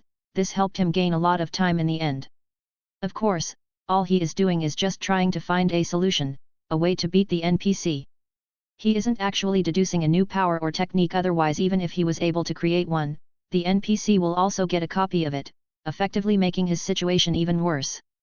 And thankfully after more than a week, he was finally successful, he finally found a solution. It isn't any technique or even a new use of ability, it's just a simple strategy. And it is. Chapter 49, 6M in a Moment. Point 2. This strategy was very straightforward and simple, and it is to focus on defense. Just try to survive the last blow and live longer than the NPC. There is no need to keep clashing head-on with it as he usually did and then perishing together. This sounds very simple, but it is actually challenging to realize, as that last blow isn't easy to defend or dodge. But sadly there was no other way other than this, as all of the offensive possibilities were dug up by the NPC and there was no possible way to further improve on them without creating a new technique or ability. But doing so will just make Lorien's life worse, as the NPC will just copy it. Thankfully though, not all doors are shut, as contrary to offense, Lorien could tell that the NPCs didn't evolve and uncover the full potential of defense. Or at least that's what he believes. This may have been because they were the ones that were mostly on the attacking end and they followed the strategy of the best defense is a good offense. This is not to say that their defensive capabilities are lacking, as that is far from correct. If it's just normal defense, then yes, the NPCs have developed it to the peak. But what Lorien wants to do now is see if he could use the method of burning lifespan for defense and maybe add some other things to it if possible. He knew that this would be difficult, as different from offense where all he need to do is control all the new energy and release it. Defense needs much more precise control, as not only does he need to control the new power gained from burning lifespan, He also needs to control and divert the force coming from the opponent's attacks, which makes things much more complicated. So with this in mind, he started experimenting. He focused on finding ways to better defend, parry, and rebound attacks while keeping control of his power and not letting it backlash. Thinking back to this, Lorien's mind wandered to the battle a month ago, a smile appearing on his face as he remembered how he had finally succeeded. Inside a forest, the gentle breeze blew past the trees, causing their crowns to shake lightly. The sound of leaves rustling sounded alongside the singing of birds. Animals and insects echoed back here and there, announcing their presence. But suddenly a loud noise broke this natural and relaxing atmosphere. Clash! Swish! Clang! Between the trees, two figures could be seen battling at incredible speeds. Golden sword trails kept appearing and clashing everywhere, causing a loud yet crisp noise to reverb. This continued for a while until a cling louder than usual sounded. Following that, both shadows jumped back, distancing themselves from their opponent. Neither of the two looked okay, their clothes were torn, and bloody wounds were visible everywhere on their bodies. Looking at the final boss in front of him, Lorien ignored the pain he was currently feeling and focused all on it, as he knew that the final blow is coming. It is really thanks to his long time fighting those NPCs that he could ignore the pain. Otherwise, it would have been funny if he just started screaming in pain right now like he did when he first started his training. His attention still on the NPC, Lorien's eyes suddenly shrunk as he saw it hold its sword above its head, as a desperate and frantic aura then permeated the air. Feeling the exponential increase in the NPC's power and the desolate aura accompanying it, Lorien didn't waste any time and immediately started burning his lifespan and stamina. Having used this technique for so long, Lorien already gave it a name, and it is Limit Burst. And just as he used it, the NPC in front of him abruptly struck forward with its sword toward Lorien. This blow was dazzling, bursting with all of its energy and life in one strike. The golden blade instantly pierced through the air, leaving a golden trail behind. In an amazing feat of control and skill, all this power was condensed on the edge blade itself, none of it getting leaked or wasted. In a flash, the slash arrived in front of Lorien, seeking to cut him apart. Thankfully, this is not the first time he faced this attack, so he had time to react, as he had already started burning his lifespan the moment the NPC did. Just as the sword was about to connect, Lorien raised his own sword, instantly blocking it. Having only burned 90% of his lifespan opposite the NPC's full 100%, Lorien's power was inferior. But he was ready for this, as he's been waiting for this moment and training for it for a long time. The moment their swords clashed, Lorien immediately redirected most of the power into the earth under his feet. Boom! This caused the floor in a 100m radius to immediately crack and the upper layer to turn into powder. Clenching his teeth, some blood seeping through the corner of his mouth, Lorien endured the pain caused by redirecting all of this force through his body. He knew this wasn't enough, as other than the brute force behind the slash, he needed to also diverted the sharp power of the slash itself. So by shifting his sword a bit to the side, the slash immediately continued on its course. Swish! Following the noise and the flash of golden light caused by the sword trail, a long 200m gully instantly appeared. Having been successful in defending until now, Lorien didn't waste any time, as he knew that it is time now for the counter-attack. So by taking advantage of the remaining force, Lorien relaxed his body, allowing it to be launched back. As soon as he was in the air, he immediately did a backflip before landing on his feet not far away. Having done all of this, Lorien knew that he had finally succeeded in defending this attack. All that happened just now may seem very simple and easy, but only he knew how much training he actually had to do to be able to accurately divert and control such power without killing himself in the process. But that wasn't the point now, as Lorien knew that the NPC was now in its final moment, and even if he didn't do anything, it would die. And having trained for so long to beat it, he didn't want the battle to end like that. Having already burned 90% of his lifespan, he continued burning 5% more to gain more energy for this last attack. Ignoring the traffic state of his body caused by burning his lifespan, and defending against the attack, Lorien used the newfound strength made by burning his life and slashed forward. Disappearing from his position, the earth under his feet cracked in the process as golden sword trail flashed in air. All of this happened in an instant. The NPC that had just attacked was already exhausted and it couldn't even defend itself. Swish! Following this sound, Lorien appeared again behind the final boss, who just stood there still in a slashing posture, a bloody line appearing in the middle of its body. This line quickly expanded from bottom to top before the NPC's body suddenly separated into two sections down the middle. As for Lorien, who had just won, his body swayed for a moment before he fall to the floor with a thud. His vision was blurry, the insides of his body were in shambles, blood seeped through the wounds on his body falling on the floor. But even in this state, he was smiling happily. The reason he was so happy was that even though his state was very bad he could still survive if healed appropriately, which means that he had fully won. Ha ha ha ha. I finally won. Following this declaration everything around suddenly blurred and twisted for a moment before it was restored. The damaged forest was back to normal, and all the damage caused by the battle disappeared from existence. As for Lorien, he was also restored to his full state, not even a scratch was on his body. Chapter 50, 6M in a moment. Point 3. And this was the conclusion to Lorien's battles against the NPCs, which lasted a full 5 months. As for the remaining month, it was passed practicing the use of his dream and reality manipulation alongside his martial arts and swordsmanship. With that, the 6 months training session came to a conclusion. It was a truly torturous period full of sweat, blood, and tears, but thankfully the results were satisfying. If Lorien were to fight his past self now, he is confident that he'll beat him in seconds, as the gap in fighting experience was truly staggering. Lorien of course wasn't the only one who gained a lot by training in this dreams. Sagai also had a big transformation in terms of fighting strength.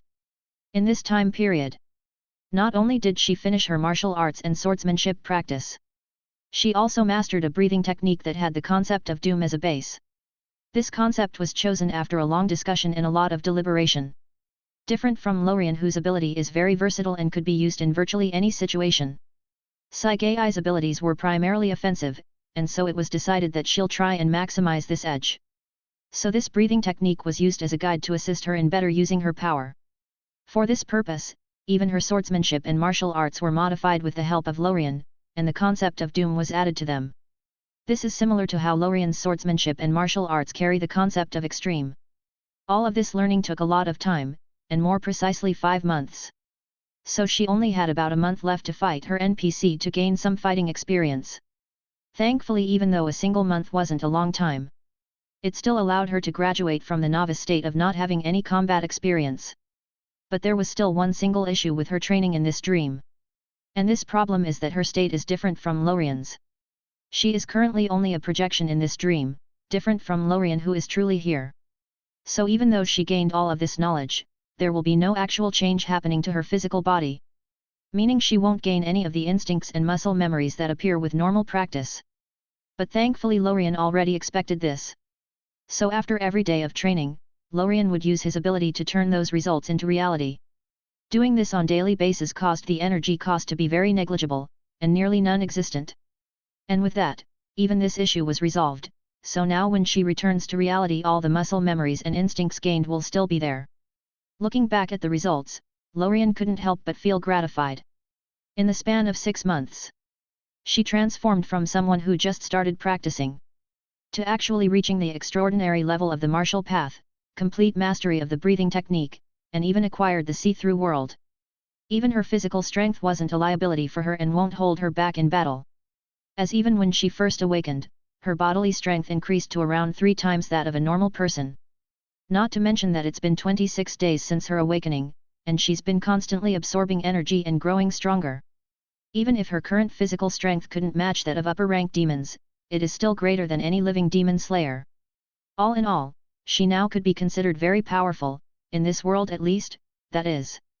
Right now Lorien could finally relax a bit as he doesn't have to worry about her safety anymore, and all of this took only half a year. Even if she were to face Akaza again, she has a great chance of killing him. Of course. If it weren't for Lorien's ability to greatly accelerate practice in dreams, this wouldn't have been impossible. And this greatly showcases how buggy his ability truly is, and how easy it is for him to create a powerhouse. Then, just as Lorien was in a daze thinking back to the time past training, a small squeak caused by someone sitting on the beach chair next to him woke him up from his trance. Turning his head to the side, Lorien looked at Sagai, who had just sat down and took a towel to dry herself. Feeling his gaze, she looked at him in puzzlement while continuing to dry herself. Seeing this, Lorien shook his head slightly and said, "Today is our last day here, we'll go back at night." Hearing this, her hand movement paused for a moment before responding reluctantly. "Can't we just stay here a bit longer?" Obviously, she didn't want to leave this place so soon, for her it was truly a paradise. The past 6 months were like a dream to her. Even though a large portion of this time was passed in training, The remaining time was passed playing around with Lorien and enjoying her time with him. All her life she's never been as happy as she is now. Moreover, she had no real ties to reality, no family or friends, and nothing to look forward to. The only true bond she has now is currently sitting next to her. So no wonder she's so reluctant to leave now. She wants this two-person world to last as long as possible. But to her disappointment, Lorien shook his head and said, "We already achieved our objective, it's time to go back, moreover it's not like we'll never come back here in the future." Hearing this, she didn't try to persuade him anymore, as she guessed that he may have some plans. Figuring this out, she nodded and then laid back on the chair. She then took a glass of juice from the table and started drinking it slowly. Her eyes were half closed in enjoyment, apparently appreciating the taste. Seeing this, Lorien laughed a bit and continued, "By the way, I have a gift for you." Hey! Chapter 51, Back to Reality. It was night. The noble silver glow from the pale crescent moon illuminated the earth. The luminous stars gleamed in the dark sky, stretching to infinity. The chilly night breeze blew on the dreamy tree that stood towering in the backyard, causing its crown to sway lightly. Under it, a stunning black-haired girl was sitting with her back against its trunk. And covering her was a semi-transparent golden barrier that seemed fragile at first glance. She was breathing softly, and her eyes were closed, apparently asleep. The atmosphere was very quiet, only the sound of crickets and other small creatures could be heard from time to time. But abruptly something broke this serenity. In front of the tree, a man suddenly emerged out of nowhere. Soon after, the girl who was asleep also woke up, and as she did, the barrier around her made by Lorien faded. She then stood up slowly and walked towards Lorien. Standing next to each other, both of them looked around, feeling that everything became a bit alien. Meanwhile, just as they were trying to shake the weird feelings away, a demon appeared outside of the estate. It observed the place from afar, trying its best not to get too close to it. And this is exactly what saved its life. Currently, Lorien has nearly forgotten about the existence of this demon. After all, even though only a moment passed in reality, it's been half a year in that dream. Moreover, this demon wasn't something on Lorien's priority list. But even then, if this demon got any closer and actually entered Lorien's perception range, the latter would then feel his presence and give him a visit. Of course, this is something the demon didn't know.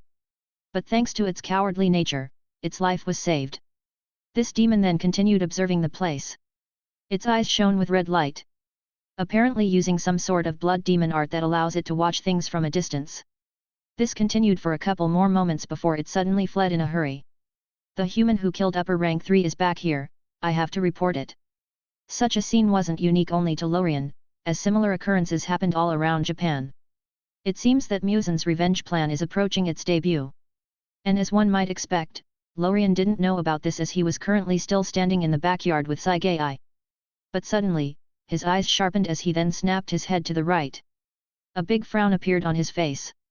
The direction Lorien was looking at was exactly where the demon was. Why did I feel like someone was peeking at me? Thinking of this, he pushed his perception to the limit, trying to find the culprit. But even after doing so, he still didn't find anything. Did something happen? Hearing this sound, Lorien looked at the confused Sagai, then shook his head slightly. "No, maybe I'm just hallucinating." After saying this, Lorien continued talking, as he changed the topic. "Take this, fill it with as much of your power as possible." As he spoke, he handed her a semi-transparent, palm-sized, black bead. Seeing this, she accepted it and started doing as asked without asking about the reason. And as she used her ability, the bead in her hand started changing color from its original black color to the now eerie scarlet color. This continued for a while before she abruptly stopped as a wave of dizziness hit her. This was caused by nearly exhausting all the energy inside her body. Seeing her stumbling and nearly falling, Lorien quickly caught her and then used his power to help her recover. With her energy recovering, the dizziness was instantly swept away. "Is this enough?" Hearing this, Lorien turned his attention to the blood-colored bead giving off a scarlet hue. This orb was specially made by Lorien to store Saigai's doom power, which will be of use later on. So after observing it for a couple of moments, he took it from her hand and nodded. "Yes, it's sufficient." Handing it to him, she finally couldn't hold her curiosity anymore and asked, "What is it for?" Hearing the question, Lorien just smiled mysteriously and responded, "It's a surprise." This caused her to roll her eyes at him while replying, "Hope it's good." "Ha ha ha. Meanwhile, just as they were talking, a sound abruptly appeared. Turning their heads towards the origin, they found Nezuko, who had just come out of the house, looking at them shyly. Seeing this, Saigei, who was still being held by Lorien, was startled and jumped back, a blush appearing on her face momentarily before quickly disappearing. Her cold look was quickly restored. Holding back a laugh, Lorien just shook his head and then looked at Nezuko with a smile.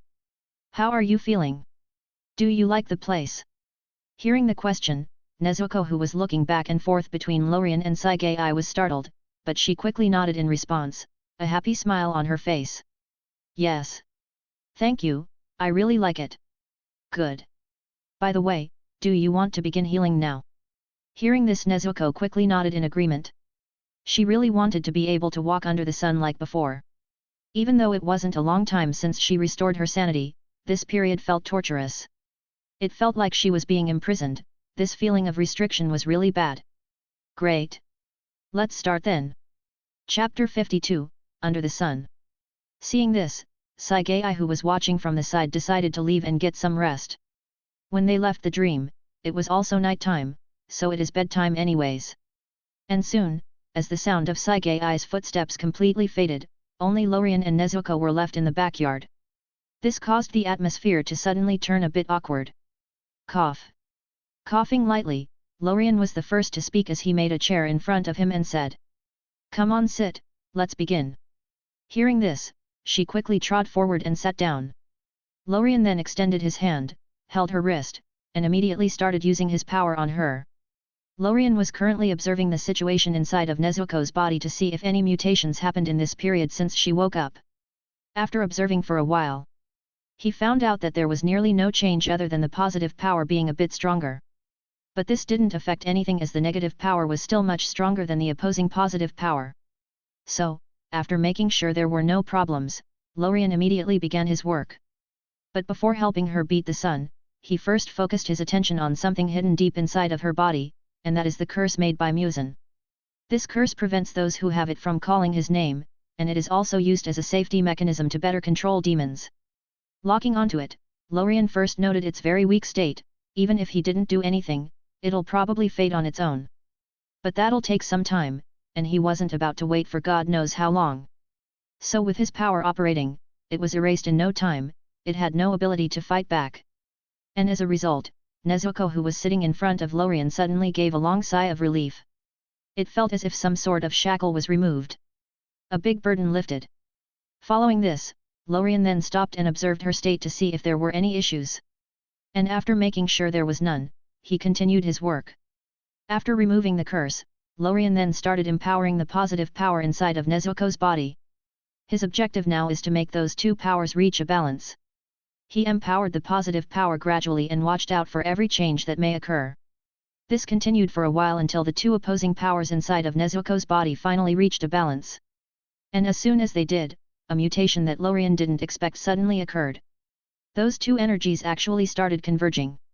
And with this convergence transpiring, a new type of power appeared. This power didn't have any particular feel, it was neither evil nor good, it just felt in between, neutral. But this power didn't stay long. And as soon as any of it was born, it would immediately merge into Nezuko's body. This continued until nothing was left inside her body. Both the positive and negative powers were gone. Even the newly born neutral power was also gone, as it had completely integrated into Nezuko's body. And as it did, Lorien could feel that some changes had happened to her. First of all, her strength has improved dramatically. Lorien could feel her aura jumping from the level of a normal very weak demon to the level of an upper moon. Secondly, it was those pinkish flames that had suddenly appeared around her. And with Lorien holding her wrist, the first one to be affected was him. But surprisingly, those flames didn't do anything to him. It was as if they weren't there in the first place. All he felt was just a bit of warmth. Seeing this, Lorien instantly remembered Nezuko's blood demon art in the original timeline. Her power is pyrokinesis. But this demonic flame that she could generate and manipulate is a bit special. This flame has a special property that makes it only harmful to demons and objects of demon origin, while being completely harmless to humans and other objects. At first, Lorien didn't know if his intervention would change this power. After all, the way it awakened wasn't like in the original timeline. But it seems that it is more related to blood and physical rather than the experience while awakening. This lasted for nearly 5 minutes before the flames slowly receded, and everything was back to normal. Seeing this, he let go of her wrist and said, "We're done." Hearing this, Nezuko, who was sitting there with her eyes closed, opened them slowly and looked at her body in puzzlement. Clenching her fist, her body felt totally different. It felt full of strength, incomparable to her previous body in terms of power. Moreover, she also felt like she could now control something else, something new to her. Whoosh! Holding up her hand, a pinkish flame appeared on it. She looked at it curiously. It felt like she had a new limb that she could control. She then started slowly manipulating this flame into different shapes. Just then, as she was having fun playing around with her new toy, Lorien interrupted her fun and said with some exhaustion apparent in his voice, "That'll be it for today, we'll continue tomorrow." Hearing this, she quickly stood back up and responded a bit guiltily. It seems that she also noticed his fatigue. "Thank you." Then, just as she was about to go back to her room, Lorien stopped her and said, "Oh, by the way, you should be able to stand under the sun normally now." Freezing mid-step, her eyes widened for a moment before responding quickly in excitement. "Really?" Hearing this, she couldn't hold back her emotions. This was too sudden, everything felt unreal. Seeing this, Lorien smiled lightly and continued, "Yes, but the first time you try it, tell me first, just to be safe." Nodding rapidly in reaction, she then thanked him again. Joy and delight were obvious on her face. "Thank you." Chapter 53, Dream of the Future. Following that, they chatted for a while in the backyard before each of them finally went back to their room to rest. It was mainly Lorien who truly wanted to rest now, as he's a bit fatigued. As for Nezuko, because she is a demon, she's more energetic at night. Reaching his room, Lorien found Sagai already asleep. She was laying down under the cover on the right side of the bed. Being too lazy, Lorien just changed his clothes and cleaned himself using his power, and then laid there next to her. He was too tired now, all he wanted is just some rest. As he lay there on his back, hands behind his head, trying to fall asleep, his mind started wandering a bit. He was pondering about the next steps of Nezuko's healing plan. Currently, he helped her reach the same level she did in the original. She has now awakened her blood demon art and is able to live under the sun. Not to mention that thanks to his help, she is actually conscious and can better use this power. But what he has to do right now, is not help her become a human and keep her immortality and power. That's the final step. What he actually has to do is strengthen her power and perfect her demonic blood. By doing so, her ability and immortality will become stronger. So when she turns into a human, this immortality and ability will also be stronger. Not to mention that even after copying them, Lorien still planned to further strengthen and modify them. Sigh, a lot of work, still worth it though. And just then, as Lorien was thinking about the details and how to execute them, his thoughts started slowing down before he finally fell asleep. Dream. Opening his eyes slowly, Lorien looked around in puzzlement. Seconds ago he was laying down on his bed ready to sleep. But now, he suddenly found himself in this weird place. Looking around, all he could see was white ghostly mist stretching infinitely. Even when trying his best he couldn't see through it. There was no noise around, it was eerily silent. But what truly creeped Lorien out was that he could barely move. Every step he took, every turn he made, was a challenge. It felt as if he had a mountain on his back. Ever since he got his powers, he never felt this weak. But then, just as he was starting to get worried, a change suddenly occurred. The weird mist around him abruptly parted as his vision zoomed in an instant.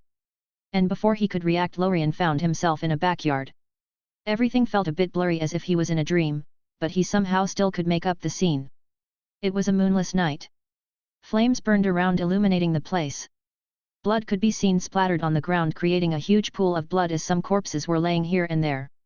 Sword fragments alongside broken and dismembered limbs were everywhere. Seeing this, Lorien couldn't help but frown. He didn't like this scene very much.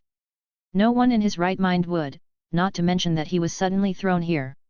Looking around for a while, he tried to move so he could get more information about this place. But to his dismay, he couldn't move an inch. He was completely frozen, his limbs simply didn't listen to him. This was worse than earlier when he was in the mist, at least then he could move a bit. Feeling this, he started to panic again as he tried his best to move. But just then, as he was about to give up and force his way out using his power, The scenes around him abruptly changed again. This time he actually saw some faces he knew. He actually saw Kaguya Yubayashiki. Even though he didn't see him in reality yet, he could easily recognize him with that curse on his face. But he wasn't in a good state as he was laying in a pool of blood, apparently dead. However, before Lorien could get a better view, the scene then shifted again. This time the scenes shifted rapidly, and they weren't as clear as before. These scenes that flashed were of battles between IRAs and demons. Trying his best to retain as much as he could, Lorien recognized some of the IRAs and demons that were in combat. He first identified Shinobu, Jiu, Mitsurai, and Sanamai whom he had met before. As for the other IRAs, he could guess who they were based on previous information acquired from the anime. Some of them were still alive, some injured, while others were sadly dead. Lorien also recognized some of the attacking demons, such as Upper Moon 1, 4, and surprisingly, Muzan himself was there. And from what Lorien was able to gather, it seems that this battle is not going very good for the Demon Slayer Corps. These scenes continued to flash in front of him for a while before it abruptly came to an end as Lorien finally found himself back in that white mist area. As soon as he was back there, Lorien restored his ability to move, albeit it was still very hard to do so. Recalling all that just happened, Lorien immediately calmed down as he could now guess what was going on. He was actually having a clairvoyant dream. This didn't happen to him for a very long time, which nearly caused him to forget that he even had them. Not to mention that this is the clearest clairvoyant dream he ever had. Usually, it is much more cryptic and blurry. Thinking of this, Lorien's mind wandered to the scenes he had just seen. Will Muzan attack the Demon Slayer HQ in the near future? But that doesn't make much sense with his personality. What's going on? Then, just as Lorien was in deep thoughts, another abrupt change occurred. With his vision suddenly zooming in, Lorien found himself in a completely new place. No, it wasn't actually new as he immediately recognized the place. It was actually his home. Chapter 54, Letter. Seeing that it was actually his own house, Lorien was immediately on high alert. He scanned around with his eyes, trying to gather any information possible. The night was also a moonless one, similar to what he saw in the earlier scenes at the Demon Slayer HQ. Then, just as he was scanning the place, an abrupt change occurred again as the scenes around him changed. Right now, he found himself in the backyard near the Dream Tree. Looking around, he quickly discovered signs of battle all around. The wall that separated the backyard and the street outside was broken, again. Grass, different plants, and flowers were uprooted. There were also big pits everywhere, probably caused by high-speed impacts. The only thing that stood unfazed was the nearby Dream Tree. Looking at all of this, Lorien had the urge to cry. My beautiful garden! But then, the sound of weapons clashing in the distance attracted his attention. Looking toward the origin of the noise, Lorien found the culprits who caused all this damage. And to his surprise, he wasn't one of them. It was actually Sagai who was battling Upper Moon too. As for Lorien himself, he just sat there in the distance observing the battle. He was laying on the backyard porch, back against the wooden pillar, and hands crossed behind his head. Looking at his future self, Lorien shook his head, decided to ignore him and watch the battle. But before he could, the scenes shifted again. This time it apparently just threw him to the end of the battle. Looking at where the battle transpired, Lorien could see Sagai standing there with a sword in her hands. The sword was blood-colored with dark runes imprinted on the blade. There was also this eerie, and unsettling scarlet aura around it. And in front of her, there was a heap of chopped-up meat. Examining it closely, one could see strands of golden-colored hair mixed with the meat. Blood was still dripping down and then merging together into the huge pool of blood under it. There was also this broken gold-colored fan nearby.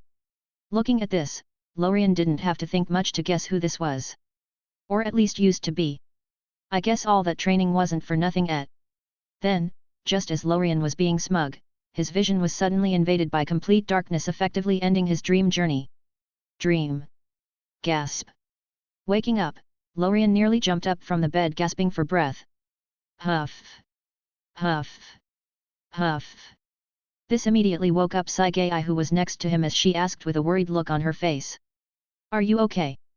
Slowly calming down, Lorien nodded slightly and responded. Yeah, just a nightmare, go back to sleep. Hearing this, she looked at him for a couple more moments, and only after making sure he was okay did she finally lay down again. Seeing this, Lorien closed his eye, recalling what just happened. That's one way to end it, I guess. The way he exited the clairvoyant dream didn't feel good at all. The sudden embrace of darkness which lasted for a while caused him to feel as if he was drowning. He really didn't like this feeling. Calming down for a couple more moments, he turned his attention to what he had just seen in the dream. And from what he could tell, Musen was about to take revenge on the Demon Slayer Corps, and it seems that even Lorien himself was on the kill list. Thinking of this, he got out of the bed, walked out of the bedroom and towards the living room. He then sat at the table, made some paper and ink using his power. And then started writing a letter. This letter was to be sent to the Demon Slayer HQ. It didn't contain much, just some information about the attack and some speculations. Now that there is a deal between Lorien and the Yubayashiki family, he doesn't want to see them dead. If that were to happen, a lot of Lorien's plans will have to change. So now, he has to make sure that they will survive.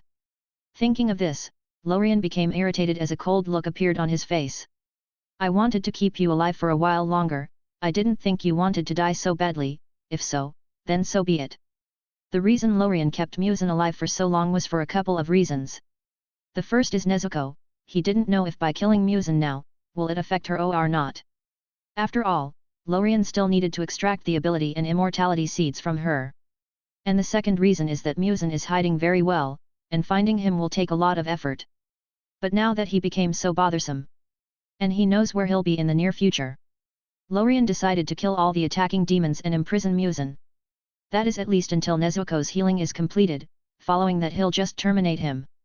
Determining this, Lorien added a couple more phrases to the letter stating his willingness to prepare a trap for Musen and that he'll personally be there. Following that, he closed the letter and put it in an envelope, then he headed towards the nearby base of the Demon Slayer Corps. It is actually just a small store similar to the one present in the entertainment district. It is there just for resonance and information gathering purposes. He got to know of its existence while talking to Shinobu a while ago. Getting out of the house, it didn't take him long to reach it. It is a very small store with the word Wisteria written in front. After entering it, he spoke to the guys inside and made sure they sent it as quickly as possible. Finishing this, Lorien walked back to his home at a leisurely pace. Looking up, he watched the upper rim of the sun peeking slowly from the horizon, dyeing the sky red. Even with that dream waking him up a bit early, it seems that he still slept almost the whole night.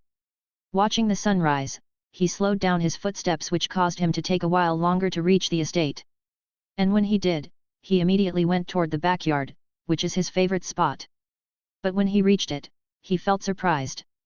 He found Nezuko sitting there on the porch, hidden from the slowly rising sun, looking at the light originating from it hesitantly. It seems that she's been here for a long time. Seeing this, Lorien changed his direction and walked slowly toward her. Chapter 55, Modification and Sword. Want to give it a try? Hearing the sudden voice coming from right behind her, Nezuko was so startled she jumped forward and away from it. This instinctive response caused her to jump from the porch and into the sunlight that was in front of her.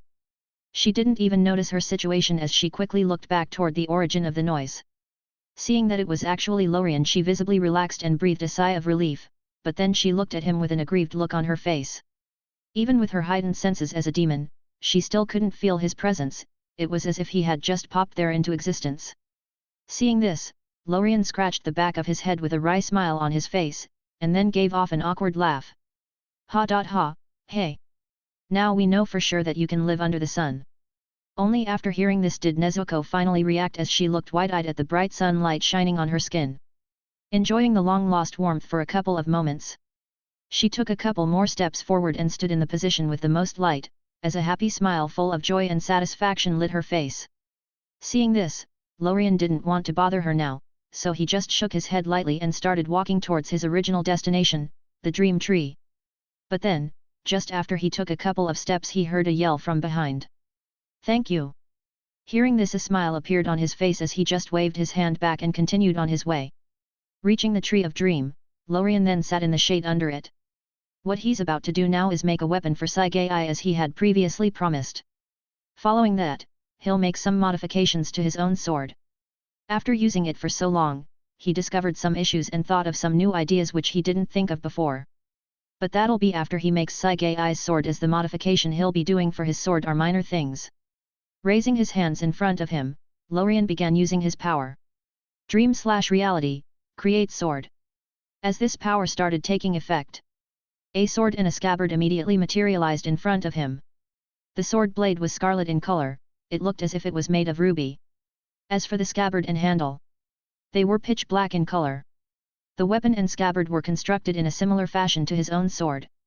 Made of a combination of unknown materials reaching the peak of what normal humans without powers can theoretically create. But even then it is still at the mortal level, as there are no mystical powers contained in them. However, this won't be the case for long, as following this Lorien then took out the bead he previously asked Sagai to fill with her doom power. Then, with his power in effect, the blood-colored bead became semi-transparent and then quickly shrank to the size of a fingernail. What Lorien just did is create a power seed to give the weapon supernatural powers. The seed he had just created is arguably the most important one, as it gives the weapon the ability to grow stronger by absorbing the power of doom. Putting this seed to the side for now, he let it float there on its own. Following that, he began creating other power seeds one after the other. This lasted for a while before he finally finished. Now, he has a group of fingernail-sized balls floating in front of him. Each of them contained a different power and just waiting to be merged into the weapon. And Lorien didn't let them wait for long, as with a wave of his hand those seeds immediately merged into the floating sword and scabbard. As they did, eerie black patterns started appearing on the blade, while blood-colored ones appeared on both the scabbard and sword handle. Those changes lasted for a while until the whole weapon was covered in runes, giving it mysterious yet creepy vibes. Looking at the finished product, Lorien couldn't help but nod in satisfaction, obviously happy with his work. This weapon now contains a lot of powers, which are growth. This gives it the ability to absorb the powers of doom, calamity, and other sub-powers, which effectively allows it to have unlimited potential. Energy accumulation gives the weapon the ability to accumulate energy like a power bank. This energy could then be used for recovery or attack. Immortal slaying inhibits regeneration. Toughness increases the sword's toughness and prevents it from getting shattered or destroyed. Sharpness increases the sword's sharpness. Recovery, based on the scabbard, and helps restore the sword if damaged, and heal Sagai in case she is wounded. And finally, there are two more powers that will also be added to his own weapon after this, which are transformation, allows the weapon to transform into different shapes such as necklaces, bracelets, etc. For now, the sword cannot be transformed into a different weapon such as a spear or bow, but it will be possible in the future as the weapon grows stronger. Bind, this binds the weapon to Sagai. So now, having finished creating the weapon, Lorien then sheathed the sword and put it to the side. He then pulled out his own sword, which he had always carried with him. Putting it on his lap, Lorien then created two seeds and then merged them with it. Those seeds are the same as the ones he created and put in Sagai's weapon. They are the bind and transformation seeds. Actually, when thinking about it at first, Lorien felt that the binding seed is a bit useless for him. But then, after thinking about it for a while, he still decided to create it. The power he actually wanted and needed is actually the transformation one. After traveling for so long, Lorien felt the inconvenience of moving around with a weapon strapped to his waist all the time. But now he could finally solve this issue that had bugged him since the first day he had the sword. With the seeds merging into the weapon, no outside changes occurred. But Lorien could actually feel a strong connection getting established with the sword on his lap. He also felt like he could find it no matter where it was. This feeling was truly magical. But this wasn't the most important part, as after playing with it for a while he began trying the other power. And with a thought, the sword immediately disappeared as a bracelet suddenly appeared on Lorien's wrist. Then with another thought, the bracelet vanished and got replaced with a ring on his right hand. Seeing this, Lorien finally relaxed as a joyful look appeared on his face. Finally! I don't have to move with a chunk of metal fastened to my waist all day long. Chapter 56, Emergency. Looking down, Lorien observed the ring that was currently worn on the middle finger of his right hand. The ring was golden in color with mystifying black patterns inscribed on it. It gave off noble yet dreamy vibes. It felt as if it would disappear the moment he looked away from it. Continuing to look at it for a while, Lorien finally nodded in satisfaction. Apparently, he was very happy with his own work. Following this, he took the sword he made for Sagai, which he had previously put aside. Then, stood up, and made his way toward the house. As he walked there, Lorien found Nezuko still laying down on the ground, eyes closed, enjoying the sun. Seeing this, he didn't bother her and continued on his way till he reached the porch. There, he sat down on one of the chairs and started using his ability. Reality, create. As his ability started operating, the reality around him shook for a fraction of a second as an electronic device suddenly appeared in his hands. This device is actually a handheld console which most modern people could probably recognize. A Nintendo Switch. Lorien couldn't handle the boredom anymore. The ways of entertainment present in this era are very primitive compared to modern times. He really missed the internet, creating memes, browsing Reddit, etc. All he could do now to pass the time is create such devices that have offline games on them. Even though making those things costs a lot of energy, Lorien still did it. After all, it won't take long for his source energy reserves to be back to a full state. Not to mention that he has a good knowledge of electronics which helps with the energy costs. Sitting with the Nintendo Switch in hand, he chose one of the many games and started playing. The game he chose was The Witcher 3, a game which he hadn't played for a very long time. And so like that, time passed quickly. But then just as he was engrossed in playing, he was suddenly startled by Nezuko, who unknowingly appeared next to him. She kept looking at the console in his hand with curiosity. This is the first time she saw such a thing. A small box with colorful moving images inside of it, and sounds coming out of it from time to time. Seeing this, Lorien smiled slightly and asked her to grab one of the chairs and sit. Then, he passed her the Switch and started guiding her. Looking at her surprised face as she controlled the character, Lorien felt amused. This was also the case when he first showed such a device to Sagai when they were in the dream. The surprised look of someone who have never seen modern technology never gets old. Following this, he then continued guiding her until she basically got the basics. Then, he made another switch and resumed playing. And like that, the two of them passed the morning playing games. That is until some hours later when Sagai woke up. When she did, Lorien threw the switch aside and handed her the sword. Seeing it, a joyful look appeared on her face as she hurriedly asked. "Is it for me?" "Yes, come on, try it." Taking it from his hands, Sagai instantly felt a close connection getting established with the weapon. Moreover, all its abilities mysteriously appeared in her mind. Digesting the information, she unsheathed the weapon and started trying it. She swung it around, getting used to its weight and shape. This lasted for a while before she finally stopped. Then she started turning it into different shapes. She first chose a ring, then a bracelet, an earring, until she finally settled for a necklace with a red gem on it. After doing this, she immediately ran toward Lorien and hugged him in joy. "Thank you."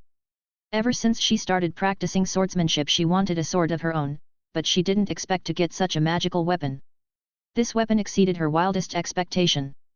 Hugging her waist, Lorien smiled lightly and said as he looked into her eyes, "That's it." Hearing this, she rolled her eyes at him and then quickly pecked him on the lips. But just as she was about to run away, Lorien quickly responded with an attack of his own. Both of them were engrossed in battle. Neither actually noticed Nezuko, who was close by, looking at them shyly. She symbolically blocked her eyes with her hands and kept looking at them curiously right through her fingers. Meanwhile, at the Demon Slayer's HQ, Kaguya Yubayashiki could be seen sitting there on his knees with his wife next to him. She was currently holding a letter and reading it out loud for Kaguya, as he himself is unable to see. This letter is precisely the one that Lorien sent hours ago. Thanks to the crows who delivered it fast, and the fact the HQ was relatively close, the letter arrived quite quickly. Listening to the contents of the letter, Kaguya frowned for a moment as he started thinking about the best possible course of action. But then a radiant smile appeared on his face, followed by a sigh of relief. He knew that Musen's end is drawing near, and with it the end of their family's curse. He didn't know if he'll survive this, and to be honest, he didn't care as long as Musen dies. Pausing for a moment, he then called out for Shinobu. And it didn't take her long to arrive.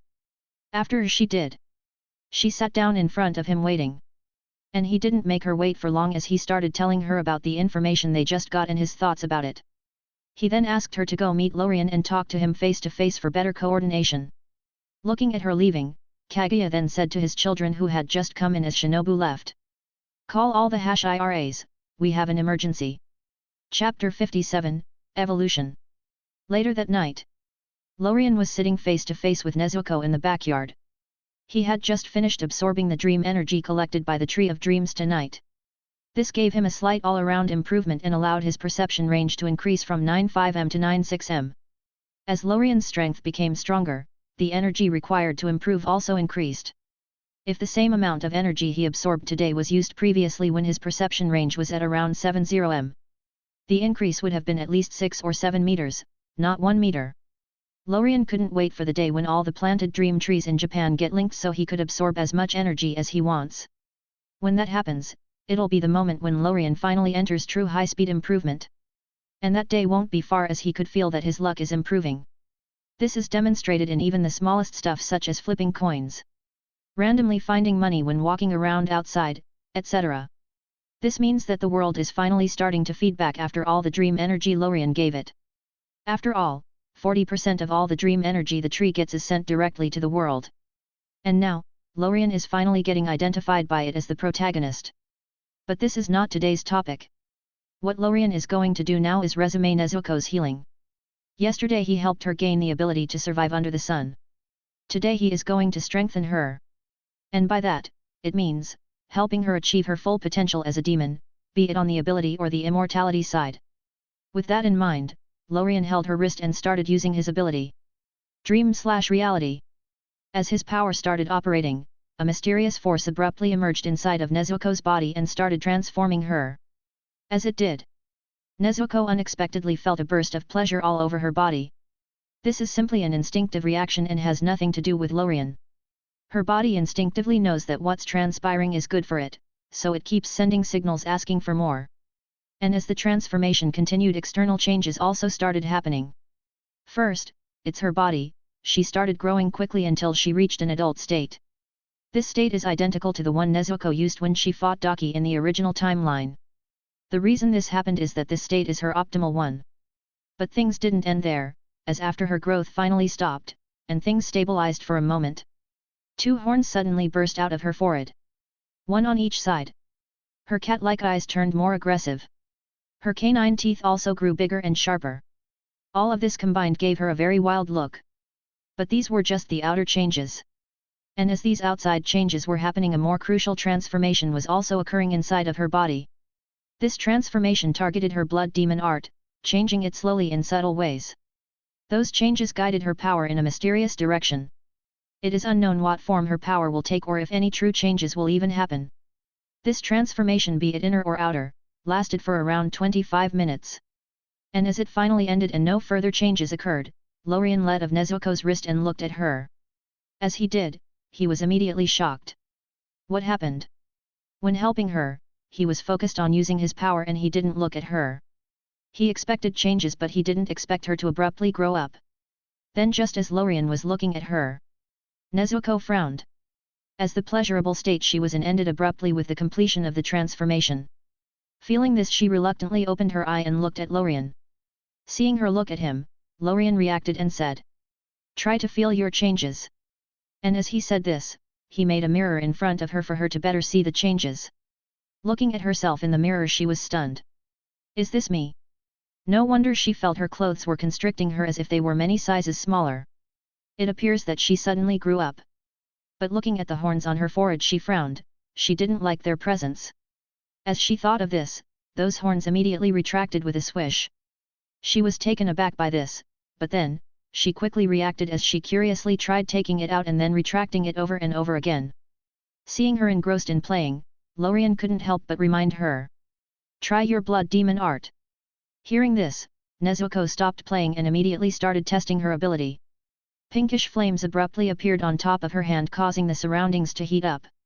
Then with a wave of her hand, the flame flew to a nearby chair, accurately hitting it. Swish!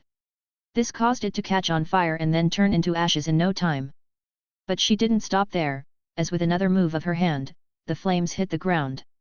But this time no damage occurred to the earth or even the grass on it.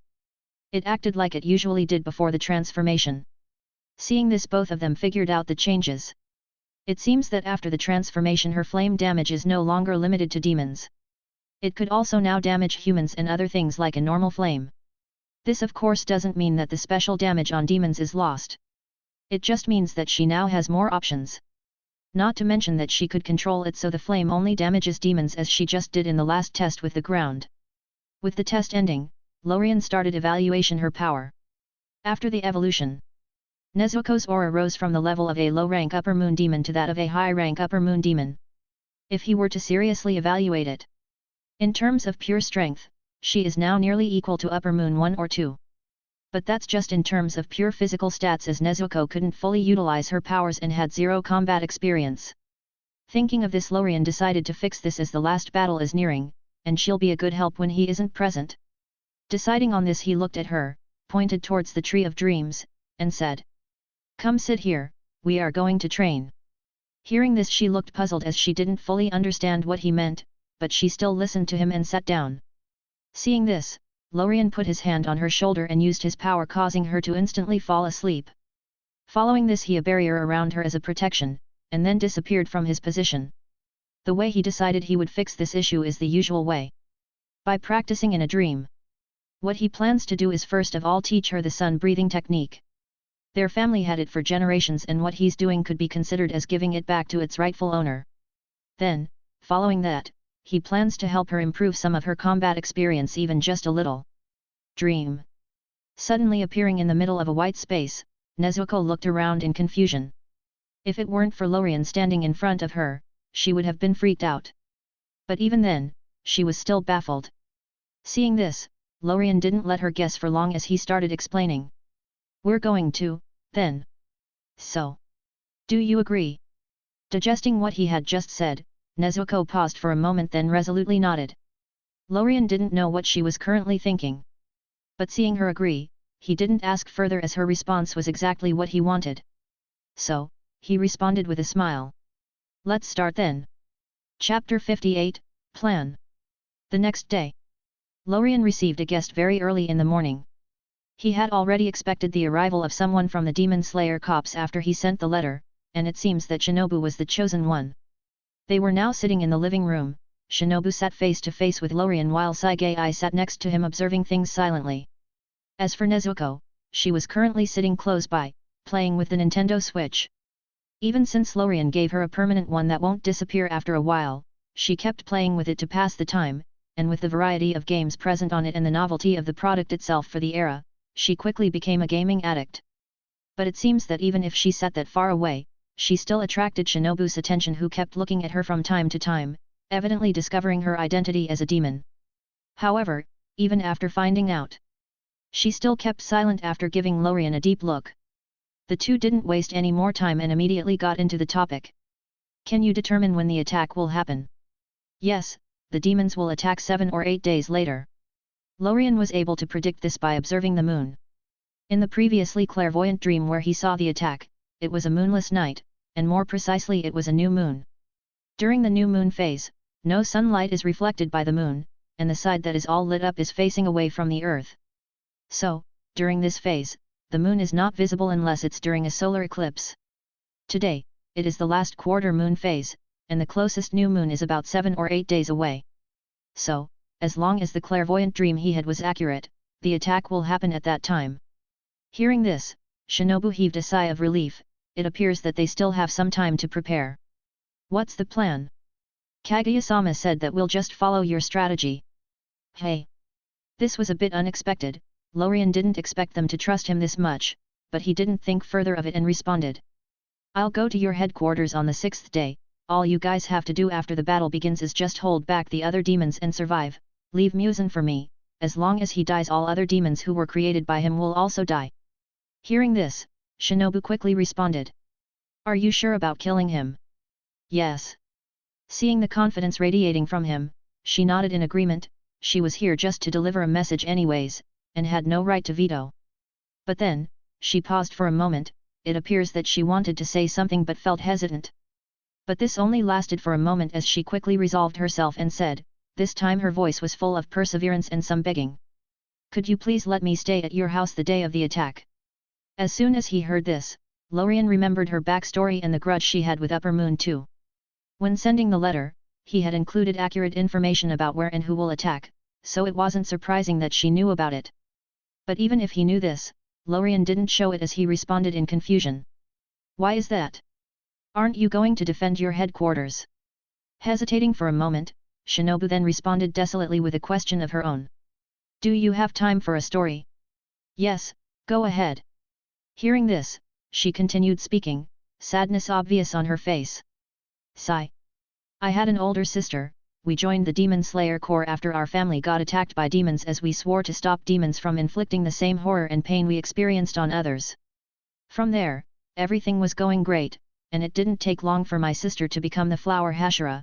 At the time I thought that after all the suffering we lived through, we could live the rest of our lives in happiness, or at least peace, but... As she said this, her sad voice was suddenly filled with rage and anger. Everything suddenly came crashing down. One day, my sister ran into upper rank 2 and she was fatally wounded during the encounter. Pausing for a moment she continued. According to the letter you sent, he'll attack this place, and I want revenge. Finally getting everything off her chest, Shinobu became silent as she waited patiently for Lorien's response. And thankfully, he didn't let her wait for long. I agree, but you won't be staying here alone. Saigei and Nezuko will also stay here. Hey! Hearing this, Shinobu wasn't the only one that was surprised. Saigei, who was silently observing their conversation, looked at Lorien in confusion. And Nezuko, who was close by, paused the game and also looked their way. It appears that she was still paying attention to their side. This wasn't a momentary decision made by him. Even if Shinobu didn't request staying, he would have let Saigei and Nezuko stay here and wait for Doma. After all, this is a good opportunity for Saigei to practice, as even though she got a lot of battle experience in the dream, she never actually had a real battle. And Doma's strength is perfect for a first battle as it is below hers. Not to mention Doma, even Muzan himself would probably die miserably if she were to use her ability. As for Nezuko, she is sort of a back plan in case something goes wrong, as she herself is also quite strong, especially after the 1-month dream training they had yesterday. In that dream, she was able to master the sun-breathing technique, which turned out very compatible with her, and also learned how to better use her blood demon art. And not only that, but she also got some fighting experience fighting some NPCs at the end. So having her stay here is also a great choice, not to mention that Lorien is also preparing another backup just in case. You won't be able to kill him on your own, even with the poison inside your body. Hearing the last part, Shinobu's eyes shrank fiercely. How did you? Don't worry about it, Saigei and Nezuko are quite strong, each of them has the strength of Upper Moon 1, so with them here, your revenge is guaranteed. This greatly surprised Shinobu. She expected Nezuko, who was a demon, to be powerful, as she could somehow feel it, but she didn't expect the silent and cold girl sitting across her to also be this strong. But she didn't think much further of it, as she quickly nodded and said gratefully. Thank you. Don't thank me, they are the ones who will help you. Hearing this, she turned her eyes to Saigei and Nezuko, quickly thanking them. Nezuko smiled in response, waving her hand, while Saigei just nodded indifferently. For her, if it weren't for Lorien asking her to do it, she wouldn't really care. With the plans being made, Shinobu stood up ready to go back to the headquarters to deliver the message. Seeing this, Lorien walked with her to the door, sending her off. He then stood there for a while before walking back in. And as he did, he made his way towards Nezuko, who was laying on the couch, and snatched the Nintendo from her hand. Hey! Tapping her head lightly with it, he gave it back and said. Follow me, we'll start turning you back into a human now. As soon as she heard this, she threw the console aside without care and quickly followed him excitedly. With the time for the last battle approaching, Lorien decided to pick up the pace and try to turn Nezuko back into a human before the last battle. He plans to do a healing session as many times as possible in a day. The reason he usually only does it once a day isn't because he is only able to do it that many times, it's mainly because he is lazy. The energy he uses for healing is the source energy inside of his body, and as long as it recovers he can restart the healing again. And with his recovery speed, doing it even 6 or 7 times a day is quite possible, but he usually won't do such a desperate thing as he still wants to take things easy. Sitting under the shade in the backyard, Lorien asked Nezuko to sit down and said. Let's begin. Chapter 59, Last Push. Holding her wrist, Lorien immediately began using his ability. Turning Nezuko back into a human is relatively easy, but turning her back and allowing her to keep her ability and her immortality while also removing all demonic factors from them, is difficult.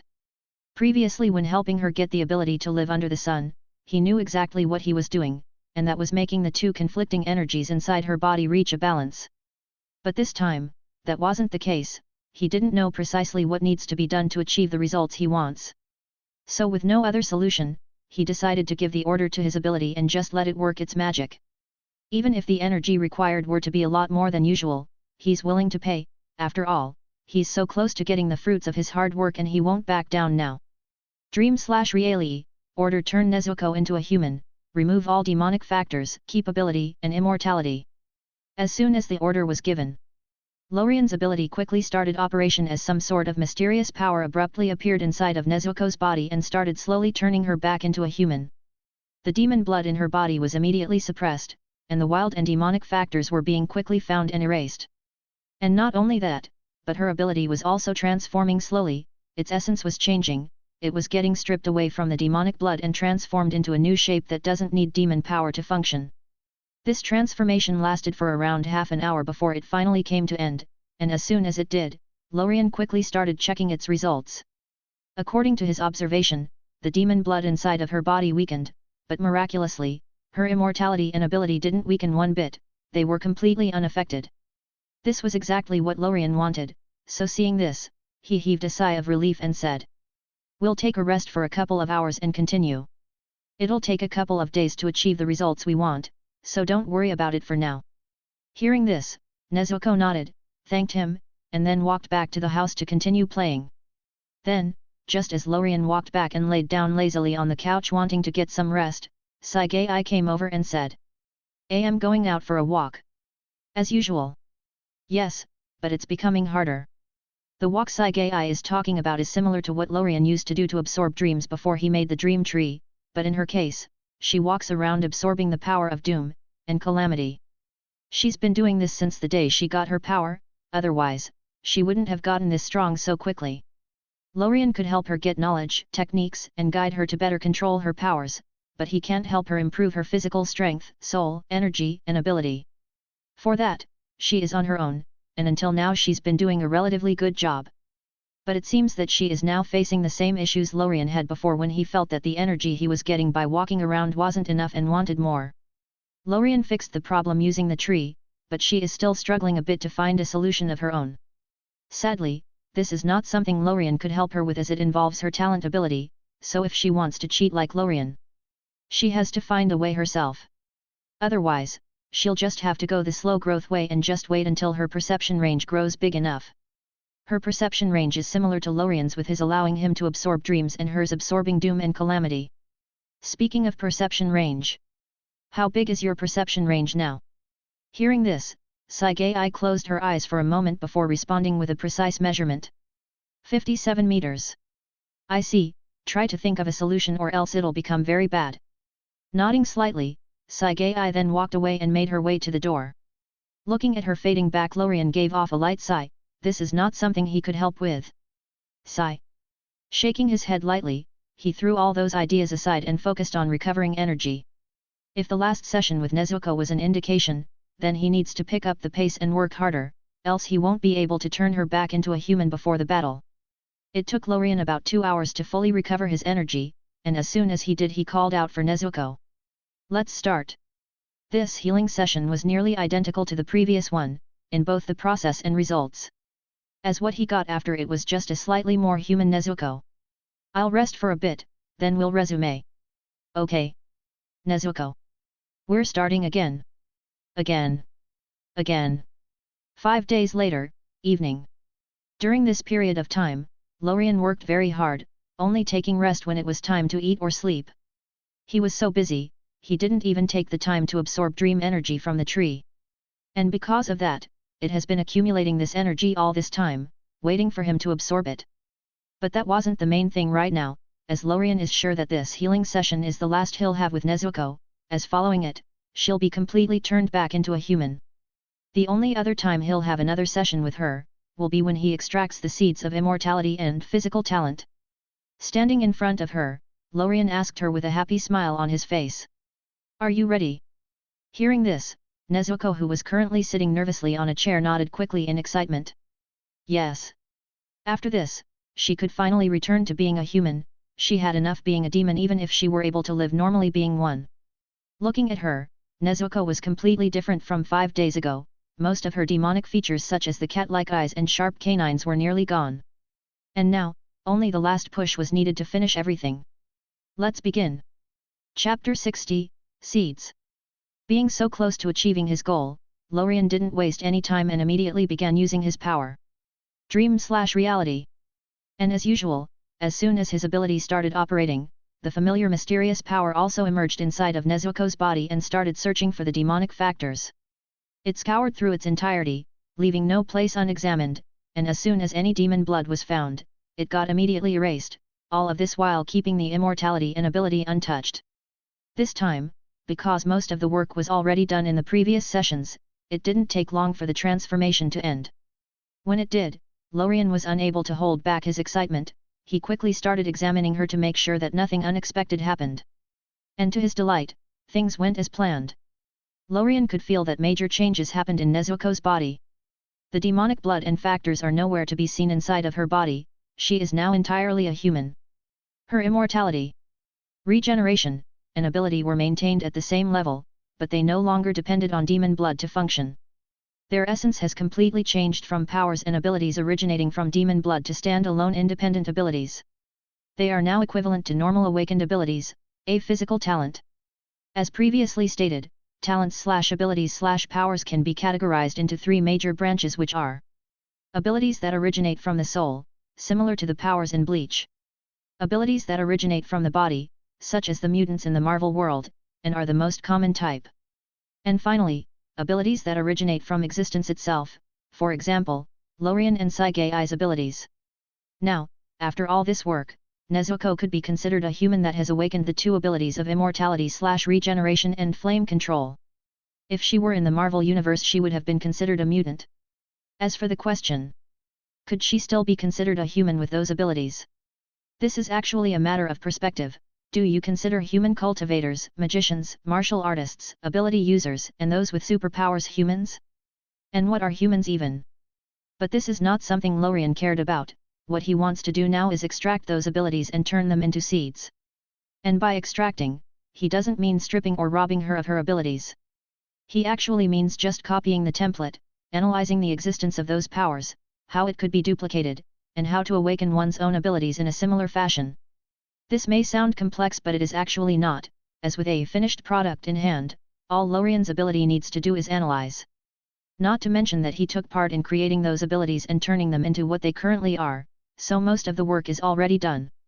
Checking his source energy reserves, Lorien noticed that he didn't actually spend much in this last transformation, and according to his calculations the current amount is still enough for this extraction. So without further ado, he resumed the use of his ability. Dream/reality. Analyze and extract seeds. This resulted in a familiar mysterious force emerging again inside of Nezuko's body. It spread in all directions, not leaving any place unaffected. This time it didn't influence her, all it did was just analyze and deduce. This lasted for nearly half an hour until it finally stopped, and as it did, the scattered mysterious force inside of Nezuko's body suddenly started converging. The convergence lasted until all the force was condensed in one place. Then, it suddenly shot out of her body, abruptly appearing in front of the nearly exhausted Lorien. And finally, with its job done, his power stopped operating and faded on its own, leaving two bright small white balls floating in front of Lorien. Those balls are seeds. The one on his right represents immortality and regeneration, while the one on his left represents physical ability awakening. If he were to absorb them now, he'll gain immortality equal to that of upper-ranked demons without any of the drawbacks. And also awaken a unique talent of his own. But he won't do that for now, as he still needs to perfect and improve those seeds as they haven't yet reached their full potential. And by improvement and perfecting, he means giving those seeds some new concepts and further improving their potential. For example, Lorien wants to give the immortality seed the concepts of soul, energy, and existence, immortality and regeneration. This will not cause him to immediately gain those things, but it'll give him the potential to, so that the stronger he gets, the stronger this immortality gets, until one day even his soul and existence will gain those characteristics. Doing so will save him the trouble of looking for the abilities of soul and existence regeneration in the future. And even if he looked for them, that'll only be to accelerate things. As for the physical awakening seed, Lorien intends to improve its qualities so that the chance of a better and stronger ability awakening is increased, while also finding and fixing some flaws if found. It's a pity that this will probably have to wait until after the battle, as all those things take time. Thinking of the time he has to waste fighting Muzan, Lorien couldn't help but feel a bit irritable. Muzan, your death won't be pretty. Shaking his head, Lorien put those thoughts as he waved his hand, causing those seeds to disappear. Now that he made them once and knows their essence and all the knowledge inside of them, he can easily make them again anytime he wants. As the saying goes, the first step is always the hardest. Finishing his work, Lorien tapped lightly on Nezuko's forehead and said in a playful manner, "Wake up, human." Hearing this, she opened her previously closed eyes and then looked at Lorien in disbelief. Are we done?" "Yes. You are now fully a human." This phrase filled Nezuko with joy as she started laughing happily, and then hugged Lorien in joy. This greatly startled him, causing him to not know where to put his hands. After all, even after she returned to being a human, she kept her adult size. But then he quickly relaxed and patted her back. Ever since he met her, Lorien have never seen her act this cheerfully. This hug didn't last long as Nezuko quickly noticed what she had done and quickly jumped back and said shyly, "Sorry." This funny reaction caused Lorien to start chuckling. "It's okay. I'll also help you send the good news to your brother after the battle. I'm sure he'll be happy to hear about this." Hearing her brother's name caused her attention to quickly shift as she quickly responded, "Great. Thank you for everything." Following this, the two proceeded to talk for a while before each of them went in a separate direction. While Nezuko headed back to the house, Lorien made his way towards the dream tree to rest a bit and then absorb all the accumulated energy. The energy should be enough for my perception range to reach 100 m. I wonder if some mutation will happen then. Thanks for listening.